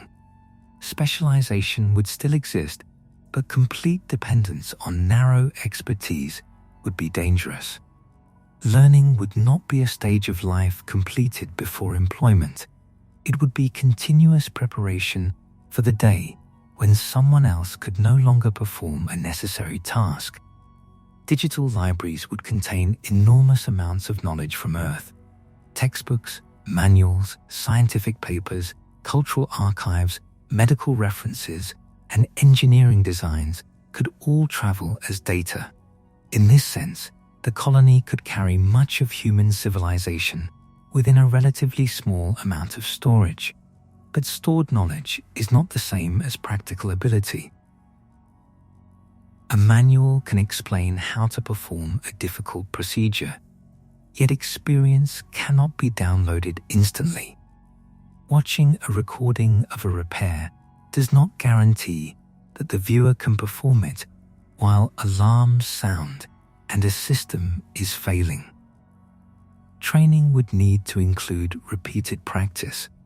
The colony could maintain simulators, spare systems, and virtual environments where residents learned how to respond to rare emergencies. Drills would become part of ordinary life. Fire would be among the most frightening dangers. Inside a sealed habitat, combustion could consume oxygen, release toxic gases, damage electrical systems, and spread through confined spaces. Water used to fight the fire would become contaminated. Smoke could move through ventilation channels before the source was identified. Materials would be selected carefully to reduce flammability, but the risk could never be eliminated. Cooking equipment, batteries, laboratories, machines, and electrical connections would all create potential ignition points. A fire on Earth can be escaped by moving outside. On Mars, outside may be more dangerous than the flames. Residents would need protected shelters, breathing equipment, and routes into sealed compartments. If a major habitat became filled with smoke, the colonists might have to abandon it temporarily and crowd into another section. Losing one living module could reduce the settlement's capacity for months. A flood could be equally serious, even though liquid water would be precious. A ruptured storage tank might release thousands of liters into a habitat. In lower gravity, the water would behave differently, spreading across surfaces and entering equipment. If the temperature dropped, it could freeze inside machinery and walls. The colony would need to recover as much as possible. People might work for days collecting contaminated water, drying rooms, inspecting electrical systems, and calculating how the loss affected future reserves. Even biological contamination could become dangerous. A closed habitat contains a small, controlled ecosystem of humans, plants, and microorganisms. Most microbes would be harmless or beneficial, but an aggressive mold or bacterial strain could spread through ventilation and agricultural areas. On Earth, infected spaces can sometimes be abandoned or exposed to outdoor conditions. On Mars, the colony has limited clean volume. Removing contamination might require harsh chemicals, heat, ultraviolet light, or the destruction of crops. The settlement would need laboratories capable of identifying organisms and tracking their spread. The relationship between cleanliness and biological health would be complicated. A completely sterile environment is neither possible nor desirable. Human bodies depend on communities of microorganisms. Plants grow within biological systems. Waste processing may use bacteria. Food production could require carefully managed ecosystems. The goal would not be to eliminate life from the habitat. It would be to keep the right forms of life in balance. This challenge would increase as the colony grew. A small outpost could monitor every person and every room. A city containing thousands of residents would become far more complex. New habitats, farms, factories, and tunnels would create places where problems could remain hidden. Growth would bring safety through larger populations and more resources, but it would also create new vulnerabilities. The settlement might eventually spread across several locations rather than remain one connected base. Separate communities would reduce the risk that one disaster destroyed everyone. If a fire, impact, epidemic, or power failure affected one site, another could provide assistance. But distance would complicate rescue. A journey between settlements might require pressurized vehicles, navigation systems, spare oxygen, and careful weather monitoring. A stranded vehicle could become an emergency far from shelter.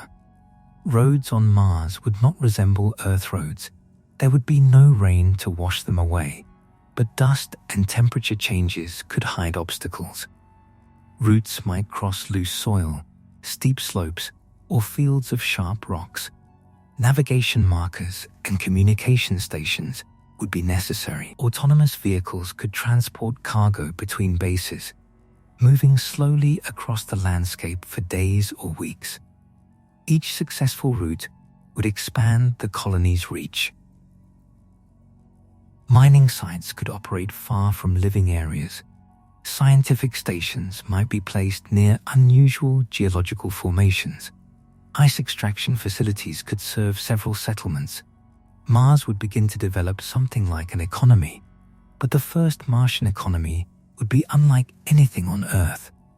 Money has value because people trust that it can be exchanged for goods and services.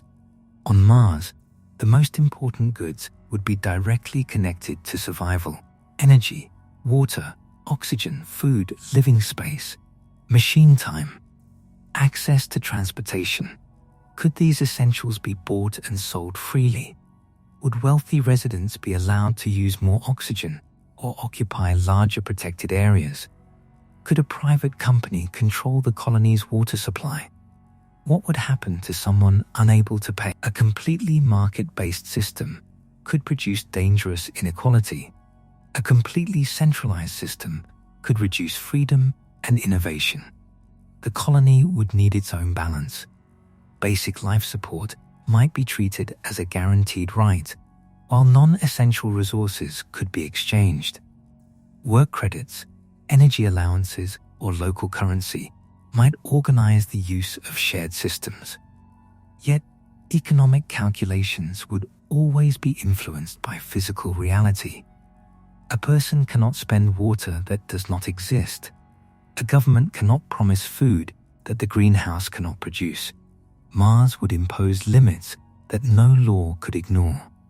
This might make the colony more honest about the connection between economics and material resources. On Earth, financial systems can appear abstract. On Mars, every number would ultimately connect to energy, matter, time, or human labor. Producing a kilogram of metal would require excavation, processing, heat, machine maintenance, and electricity. Growing a meal would require water, nutrients, light, space, and weeks of care. Creating a new room would require construction material, pressure systems, heating, and additional life support capacity. Nothing would feel free because the cost would be visible. The settlement might track resources with extreme precision. Residents could see how much energy their homes used, how much water their activities consumed, and how much waste returned to recycling systems. This transparency could encourage cooperation. It could also create constant pressure. Every personal choice might seem like a public calculation. A person who wanted a larger family, more privacy, or a less useful profession could be judged according to the resources they consumed. The colony would need to protect the idea that human life has value beyond efficiency. Artists, musicians, historians, teachers, and storytellers might not repair reactors or extract ice. Yet they would help create a society worth living in. Without them, Mars could become a factory that happened to contain people. A permanent civilization needs more than survival. It needs memory. Celebration, meaning the colonists would create holidays connected to their own history. The anniversary of the first landing might become an important event. The arrival of a supply ship could be celebrated. A successful harvest might mark the end of a difficult season. They might preserve Earth traditions while adapting them to the Martian calendar. Music would be composed inside pressurized rooms. Stories would be written about landscapes no earlier generation had known. Children would develop games suited to lower gravity. Dance might change because bodies could leap higher and remain airborne longer. Architecture might use large interior spaces that would be difficult to support under Earth gravity. Martian culture would not simply be Earth culture copied onto another planet. It would grow from a new environment. Even language could change. Technical words might enter ordinary speech. Expressions based on rain, oceans, or open skies could lose their emotional power. New metaphors would emerge from airlocks, dust storms, sealed doors, long communication delays, and the distant light of Earth. People might speak of someone being as reliable as the pressure wall, or of a secret traveling slowly like a message between planets, or of hope returning like the sun after a dust season. These changes would happen gradually, almost invisibly. The settlers might still think of themselves as people from Earth, while their children began to think of Earth as somewhere else. This would eventually affect loyalty. If Earth governments ordered the colony to follow a policy that residents believed threatened their survival, would they obey? If a company attempted to remove resources from Mars while leaving the settlement with too little, would the workers accept it? If Earth demanded taxes or political control without providing adequate support, resentment could grow. Distance has often weakened political authority throughout human history. Mars would create the greatest distance any human society had ever experienced. A declaration made on Earth could take minutes to arrive, but the emotional distance would be far greater. The people issuing the order would breathe without thinking. The people receiving it would live inside a system where every breath was engineered. Over time, the settlers might feel that only those who shared the risk had the right to make the decisions. Political independence could become almost inevitable once the colony produced enough of its own essentials. But independence would not guarantee safety. A self-governing Mars would still face the physical limits of the planet. It would still need advanced technology, medical knowledge, and perhaps certain materials from Earth. A political conflict that interrupted trade could be disastrous. Both worlds would have reasons to cooperate. Earth might value Martian research, resources, technology, and strategic importance. Mars might need equipment, population, cultural exchange, and access to the larger human economy. The relationship could resemble a partnership rather than a separation, yet partnership requires trust. A cargo ship launched from Earth could carry medicines and tools. It could also carry surveillance equipment, restrictive software, or systems designed to preserve outside control. Martian authorities might inspect every shipment. Earth organizations might worry that the colony was hiding its activities. Communication networks could become politically sensitive. Information itself would become a resource. The colony would depend on data from Earth, medical updates, scientific discoveries, engineering improvements, news, education, and entertainment. Earth would receive data from Mars, research results, environmental observations, resource surveys, and the personal messages of settlers. If either side controlled the flow of information, it could influence the other. The communication delay would make misinformation difficult to correct quickly. A rumor might spread through the colony before a response arrived from Earth. A political event on Mars might be misunderstood by people millions of kilometers away. The settlers could experience the strange condition of being constantly observed, yet never immediately understood. Every major event might be transmitted to Earth, discussed by millions, and turned into arguments by people who had never lived through it. A mechanical accident could become a political controversy. A shortage could be blamed on leaders, companies, or colonists. A disagreement inside the settlement could be magnified into a symbol of whether humanity belonged on Mars at all. The pressure of representing an entire planetary project could become exhausting. The first residents would not simply be private individuals.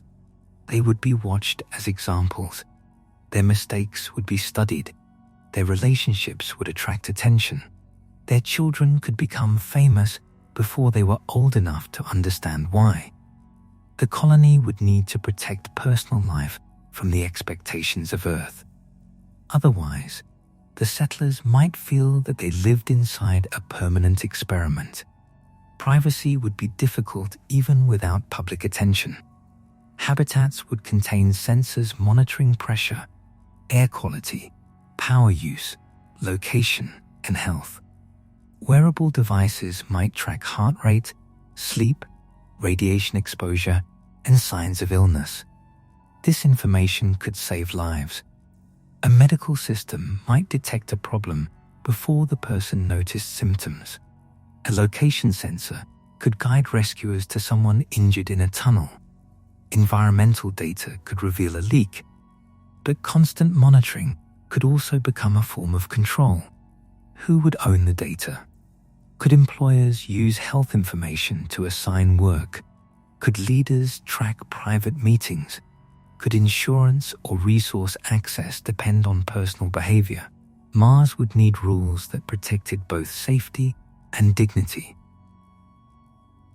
Without those rules, the machinery keeping people alive could also become the machinery watching everything they did. The deepest problem would remain one that technology alone could not solve. A colony must convince people that the future is worth the sacrifice. The first settlers may accept discomfort because they believe they are beginning something historic. They may tolerate cramped rooms, repetitive food, long workdays, and distance from family because they see themselves as pioneers. But what happens after the excitement fades? What happens when living on Mars becomes ordinary? The second generation may not feel grateful for the mission. They did not choose to be born inside a dangerous settlement. They may question why their parents brought them into a world where the outside air is deadly and Earth is almost unreachable. Some could dream of leaving.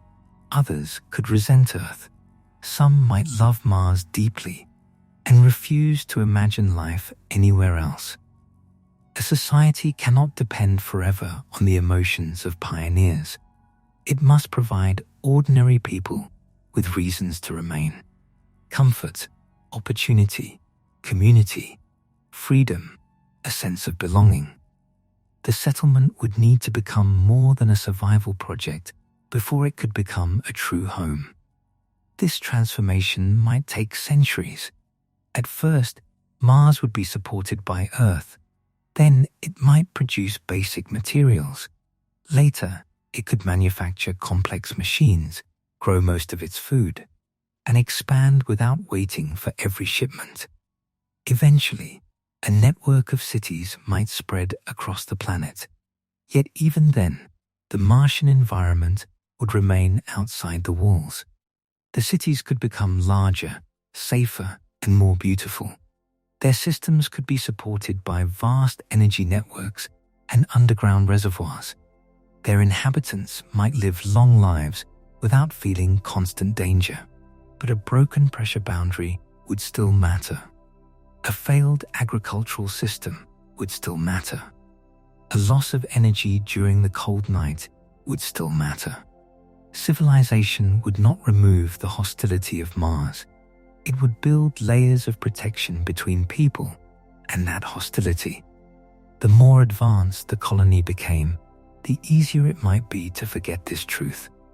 Residents born inside safe cities might treat life support as something automatic, just as people on Earth rarely think about the atmosphere. They might not understand the machinery beneath the floors or the mines and reactors beyond the city. That comfort would be a sign of success.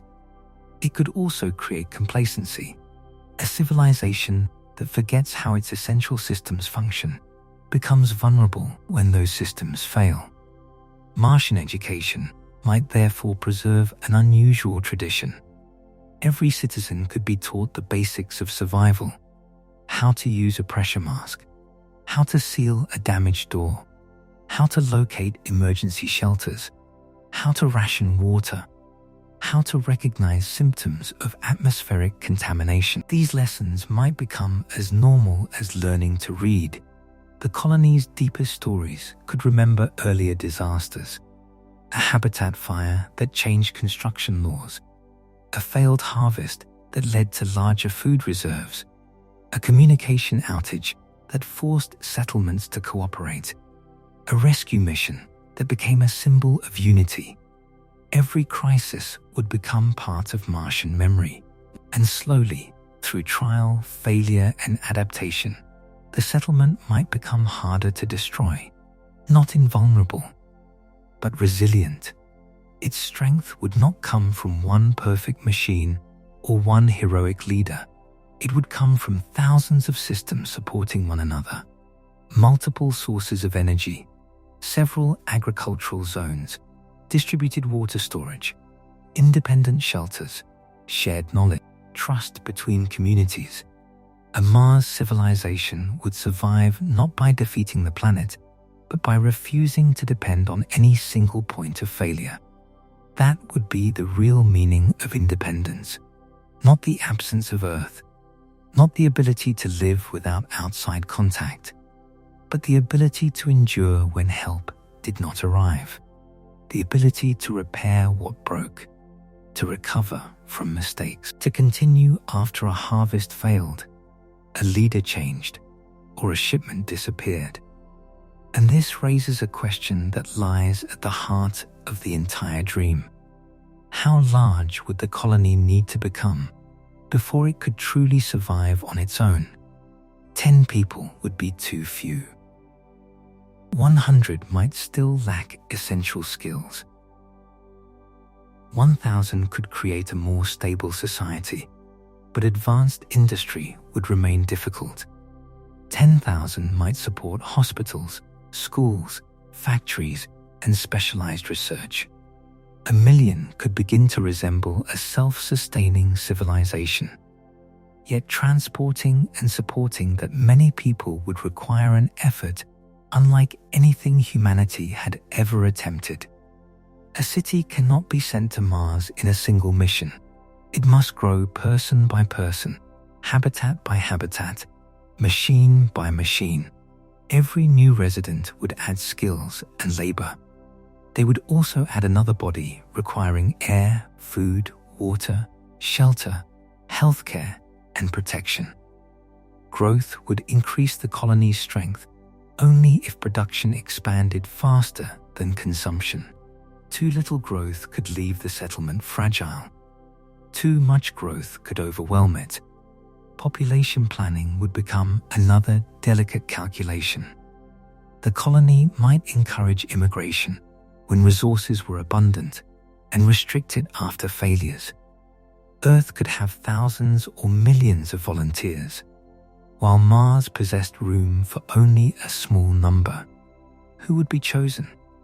Scientists, engineers, doctors, farmers, young people with long working lives ahead of them, families capable of building the next generation, wealthy individuals able to finance their own journey. A selection system based only on technical usefulness could create a colony lacking social balance.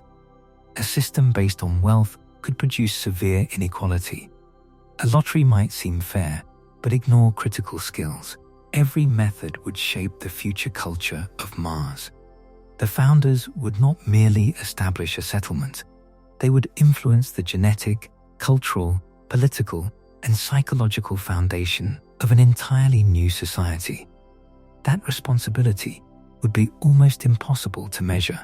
And still, even if every decision were made carefully, Mars itself would continue to change the people who lived there. Lower gravity might alter their bodies.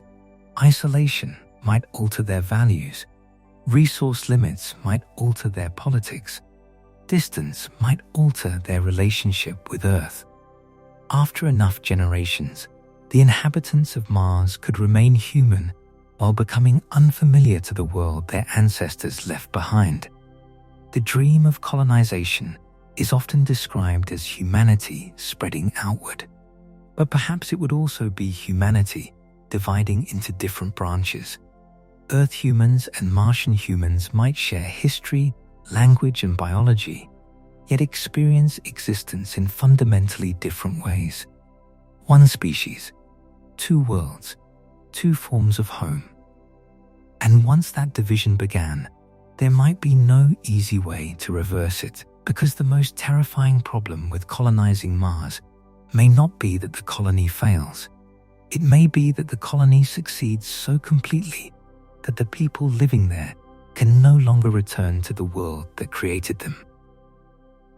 Even if humanity succeeds in building permanent cities on Mars, another question would eventually appear. Should we try to change the planet itself?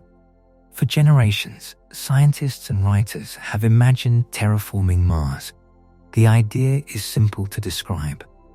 Warm the planet, thicken the atmosphere, release frozen water, create lakes, rivers, clouds, and perhaps one day breathable air, instead of forcing human beings to remain inside sealed habitats forever. We would slowly transform Mars into a world more like Earth. From a distance, this vision appears almost inevitable. If living on Mars is dangerous because the planet is cold, dry, and nearly airless, then perhaps the solution is to make it warmer, wetter, and easier to breathe. But terraforming would not be a larger version of building a colony. It would be an attempt to redesign an entire planet. Mars lost most of its atmosphere over billions of years. Its weak gravity and lack of a strong global magnetic field allowed gases to escape gradually into space. Any new atmosphere we created might also begin disappearing, although the process could take a very long time. The planet also does not appear to contain enough easily accessible carbon dioxide to produce the thick, warm atmosphere often imagined in fiction. Even if every usable reserve were released, the result might still be far below what humans would need. We could introduce other greenhouse gases, build enormous orbital mirrors, or use industrial systems on a scale never attempted before. But these projects would require vast amounts of energy, material, and time. Not years, not decades, perhaps centuries or millennia. the people who began terraforming Mars would never see the finished world. Their children might not see it. Entire civilizations could rise and disappear while the planet remained mostly unchanged. Terraforming would demand something humanity has rarely demonstrated: the ability to maintain a single project across countless generations. Governments change, economies collapse, wars interrupt long-term plans, technologies are abandoned, beliefs shift. A process that required thousands of years would have to survive every political and cultural transformation occurring on both Earth and Mars. And if it stopped halfway, the planet might remain trapped in an unstable condition. A slightly thicker atmosphere could change weather patterns without making the surface safe. Released water might freeze again. Industrial gases might produce unexpected chemical reactions. Dust storms could become different rather than disappear. Planetary engineering would contain consequences too large to test in a laboratory. We would be experimenting with an entire world. There is also a deeper problem. Before changing Mars, we would need to know whether it is truly lifeless. The surface today is extremely hostile, but ancient Mars once contained rivers, lakes, and perhaps oceans. It had conditions that may have allowed life to begin. If life ever appeared there, traces of it could remain hidden within rocks, buried ice, or protected underground environments. It may be extinct. It may exist only as chemical evidence. Or it may still survive as microscopic organisms far beneath the surface. Discovering even the simplest native Martian life would be one of the most important events in human history. It would prove that life began independently on another world. It would suggest that biology may not be rare. But colonization could make that discovery more difficult. Human beings carry microorganisms everywhere. They live on our skin, in our bodies, within our equipment, and inside the habitats we build. No matter how carefully spacecraft are cleaned, a permanent settlement would introduce enormous quantities of Earth biology to Mars. Some microbes might escape through waste systems, damaged equipment, accidents, or ordinary operations. Most would probably die. But if even a few survived, future scientists might struggle to determine whether a microorganism found on Mars was truly native or a descendant of contamination from Earth. The first colonists could unknowingly erase the clarity of the greatest biological experiment we have ever encountered. This creates an uncomfortable conflict. Exploration helps us search for life.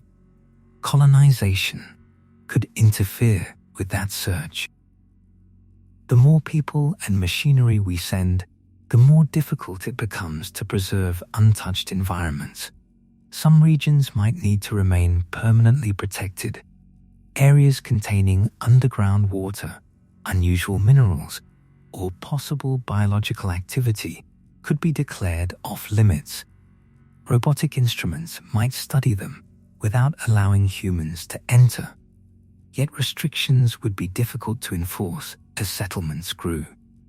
A protected region could also contain resources essential to the colony. Scientists might argue that it should remain untouched, while settlers insisted that its water or minerals were necessary for survival. Whose claim would matter more? The interests of possible microscopic life? The needs of human communities? The scientific value of an undisturbed planet? There may be no answer that satisfies everyone. If Mars contains life, even primitive life, terraforming could destroy it by changing the environment. We might replace an alien biosphere with organisms from Earth before we had fully understood what was already there. In trying to create a second home for humanity, we could erase the first evidence that life had another origin. If Mars is completely lifeless, the ethical question changes. but does not disappear. Does a lifeless planet have value in its natural state? Some would say Mars is an empty world that humanity is free to use. Others would argue that ancient landscapes, untouched for billions of years, possess a value that does not depend on life. The canyons, volcanoes, impact basins, and frozen plains record the history of the solar system. Transforming them would not be the same as damaging a living forest, but it would still be irreversible. Once a world is changed, the original world is gone. Future generations might judge us for being too cautious. They might believe we delayed a project that could have created a new home for billions. Or they might judge us for being too impatient. They could ask why we altered another planet before we fully understood it. Mars would force humanity to decide whether exploration gives us the right to transform. This would be a new kind of responsibility. Every previous human civilization developed within Earth's biosphere. Even when societies damaged environments, they remain part of a larger living planet capable of recovery. On Mars, humanity could become the dominant biological force almost immediately. The first spilled bacteria, planted seed, or released gas might represent the beginning of a permanent planetary change. A small colony could influence the future of an entire world. That power would be extraordinary. So would the possibility of mistakes. The greatest threat might not come from one dramatic failure, but from confidence growing faster than understanding. Early settlements would be careful because survival would be difficult. Every system would be monitored. Every journey outside would be planned. As technology improved, Mars could begin to feel safer. Habitats would expand. Vehicles would travel farther. Children would grow up without experiencing a major emergency. The planet would become familiar. And familiarity can hide danger. People might begin to believe that the environment had been conquered. Maintenance budgets could be reduced. Warnings might be ignored. Older infrastructure could continue operating beyond its intended lifetime. Political leaders might promise rapid expansion without enough preparation. Companies might cut safety measures to reduce costs. The colony could become vulnerable, not because its technology was weak, but because its confidence was too strong. This happens on Earth with bridges, power grids, water systems, and cities. Human beings become dependent on infrastructure, then slowly stop noticing it. On Mars, neglected infrastructure would not merely reduce comfort, it could remove the invisible protection separating civilization from the planet outside.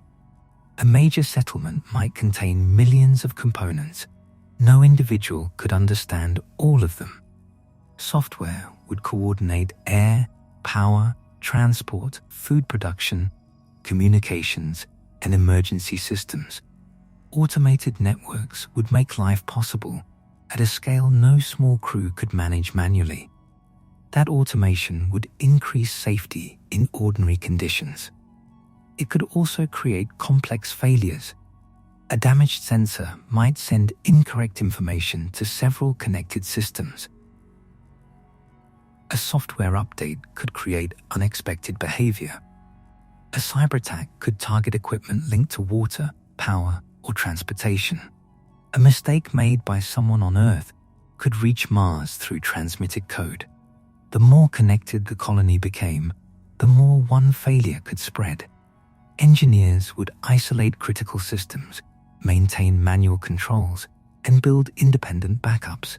Yet no design can anticipate every interaction inside a civilization. At some point, Mars would become too complex to control completely. It would no longer be a mission. It would be a world of its own. And worlds contain uncertainty. There would be accidents no one predicted, political movements no founder imagined, technologies that changed society too quickly. diseases that adapted to closed environments, economic systems that created unexpected inequality, generations that rejected the priorities of those who came before them. The colony's most dangerous moments might not occur during its fragile beginning. They might come later, when it was large enough to believe it could not fail. A civilization on Mars would need to preserve humility, not fear, not permanent hesitation. Humility, the understanding that survival remained a relationship between human ability and physical limits. Mars would not become gentle because people built cities there. It would remain a cold planet with thin air, powerful radiation, limited accessible water, and no natural system designed to support us. Human beings would survive only by maintaining an extraordinary artificial environment. This does not mean colonization is impossible. Human history is filled with achievements that once appeared impossible. We crossed oceans without knowing what waited beyond the horizon. We learned to fly. We walked on the moon. We sent machines beyond the outer planets. We built observatories capable of seeing ancient galaxies and instruments sensitive enough to detect worlds around distant stars. The challenge of Mars may inspire technologies that improve life everywhere. Closed-loop water systems could help communities facing drought. Efficient agriculture could produce food using less land. Advanced recycling could reduce waste. Medical autonomy could support isolated regions. Energy systems developed for Mars could contribute to cleaner and more reliable power on Earth. Even if a large colony never becomes practical, the attempt could teach us how to live more carefully on our own planet. Mars may become a mirror, a place where every resource has a visible cost, where waste cannot be hidden, where the atmosphere is understood as something precious because it must be manufactured, where a damaged ecosystem cannot simply be replaced. From Mars, Earth would look like a miracle, a blue sphere surrounded by a breathable atmosphere, clouds carrying water across continents, oceans regulating temperature, plants turning sunlight into food, millions of species maintaining networks far more complex than any human machine. The settlers might understand Earth's value more clearly than those who never left it. They would know how difficult it is to create even a tiny imitation of a living planet. A Martian greenhouse would require constant work. Earth produces forests without electricity. A Martian water system would depend on pumps and filters. Earth moves water through clouds, rivers, soil, and oceans. A Martian habitat would need machines to maintain pressure. Earth surrounds every person with air for free. This comparison could change how humanity thinks about home. Mars is often described as an escape from Earth, a backup world, a place to go if our planet becomes damaged. But no realistic Mars settlement would be easier to maintain than Earth. Even an Earth suffering severe environmental decline would remain far more habitable than Mars. Our planet already contains gravity suited to our bodies, a vast atmosphere, liquid water, fertile soil, and a functioning biosphere. Protecting Earth is not a smaller challenge than colonizing Mars. It is a more urgent one. The dream of a second planet should never become an excuse to neglect the first. Mars could preserve a small part of humanity after a global catastrophe, but it could not quickly receive billions of refugees.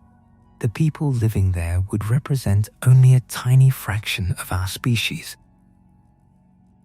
For a very long time, Earth would remain the true home of human civilization. The success of Mars would still depend on the success of Earth. A stable, wealthy, technologically advanced planet would be better able to support exploration. A world weakened by conflict, inequality, and environmental collapse would struggle to maintain an interplanetary project. The road to Mars may therefore begin with solving problems here, not because humanity must become perfect before leaving Earth, but because a divided civilization may carry its divisions across space. Mars will not automatically make us wiser. Distance will not remove greed. A new planet will not erase old conflicts. The first settlers will carry human creativity, courage, compassion, ambition, fear, and selfishness with them. They will bring our greatest qualities and our oldest weaknesses. The future of Mars will depend less on whether our rockets are powerful enough than on whether our societies are mature enough to use them responsibly. Perhaps that is the true test. Not reaching another planet, but deciding what kind of civilization reaches it. A civilization seeking only expansion may repeat its mistakes. A civilization seeking knowledge may move carefully. A civilization that values life may protect both its settlers and the world they explore. A civilization capable of planning for centuries may finally build something that lasts. Mars will not answer these questions for us. It will only make them impossible to ignore. The planet will wait. Its mountains will remain beneath the pale sky. Dust will move across empty plains. Ice will stay buried in darkness. The ancient channels of vanished rivers will continue marking the surface. Mars has existed without us for billions of years. It does not need humanity. We are the ones who need to decide what Mars means. A scientific frontier, a place for temporary exploration, a permanent settlement, a new branch of civilization, a world to protect, or perhaps all of these things at once. The first human footprint on Mars would be remembered forever, but the steps that followed would matter more. Where would we build? What would we protect? Who would be allowed to go? Who would control the settlement? How would we treat one another? These choices would determine whether Mars became a symbol of human progress or a warning about human ambition. The terrifying problem with colonizing Mars is not one single danger. It is the combination of thousands of dangers connected together. The voyage, the landing, the radiation, the isolation, the machinery, the supply chain, the social pressure, the uncertainty of raising future generations in another gravity, the possibility of contaminating a world before understanding it, the temptation to expand faster than safety allows. Each problem may have a solution, but every solution creates responsibilities of its own. A stronger habitat requires more materials, more people require more food, more technology requires more maintenance, greater independence requires larger industry, terraforming requires control across centuries. A Martian civilization would never reach a moment when the challenge simply ended. It would continue adapting for as long as people lived there. Perhaps this is not a reason to abandon the dream. Perhaps it is a reason to approach it honestly. The first settlers should not travel believing Mars will be a second Earth. They should go knowing it is something entirely different. They will not be moving into a new world already prepared for them.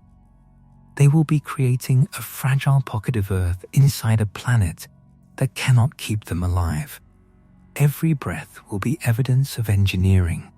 Every harvest will be evidence of patience. Every child born safely will be evidence that humanity has learned something no previous generation knew. And every sunrise beyond a sealed window will remind them of the distance they crossed. One day, perhaps, a person born on Mars will stand inside a protected observatory and look toward Earth. They may never have felt rain. They may never have walked beneath a blue sky. They may never have heard waves arriving on a natural shore. To them, Earth may seem impossibly rich, a legendary world covered in water and life.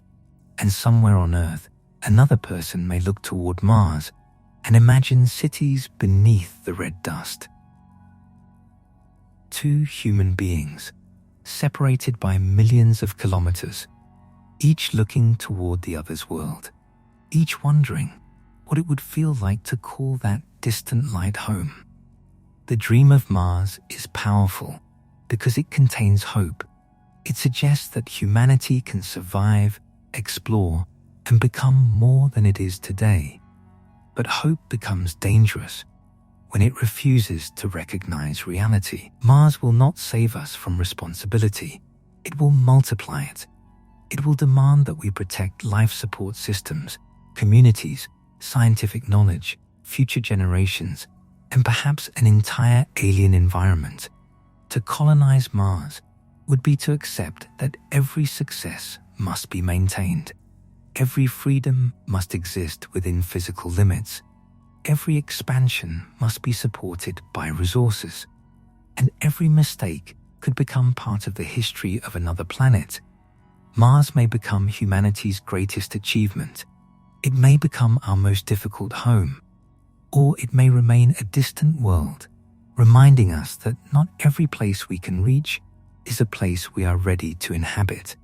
For now, it waits in the darkness, silent, cold, beautiful, and completely indifferent to the dreams we have placed upon it. The question is no longer whether human beings will try to reach Mars. Sooner or later, we almost certainly will. The real question is whether we will arrive with enough knowledge, patience, and wisdom to remain there. Because reaching Mars would prove that humanity can cross the space between worlds.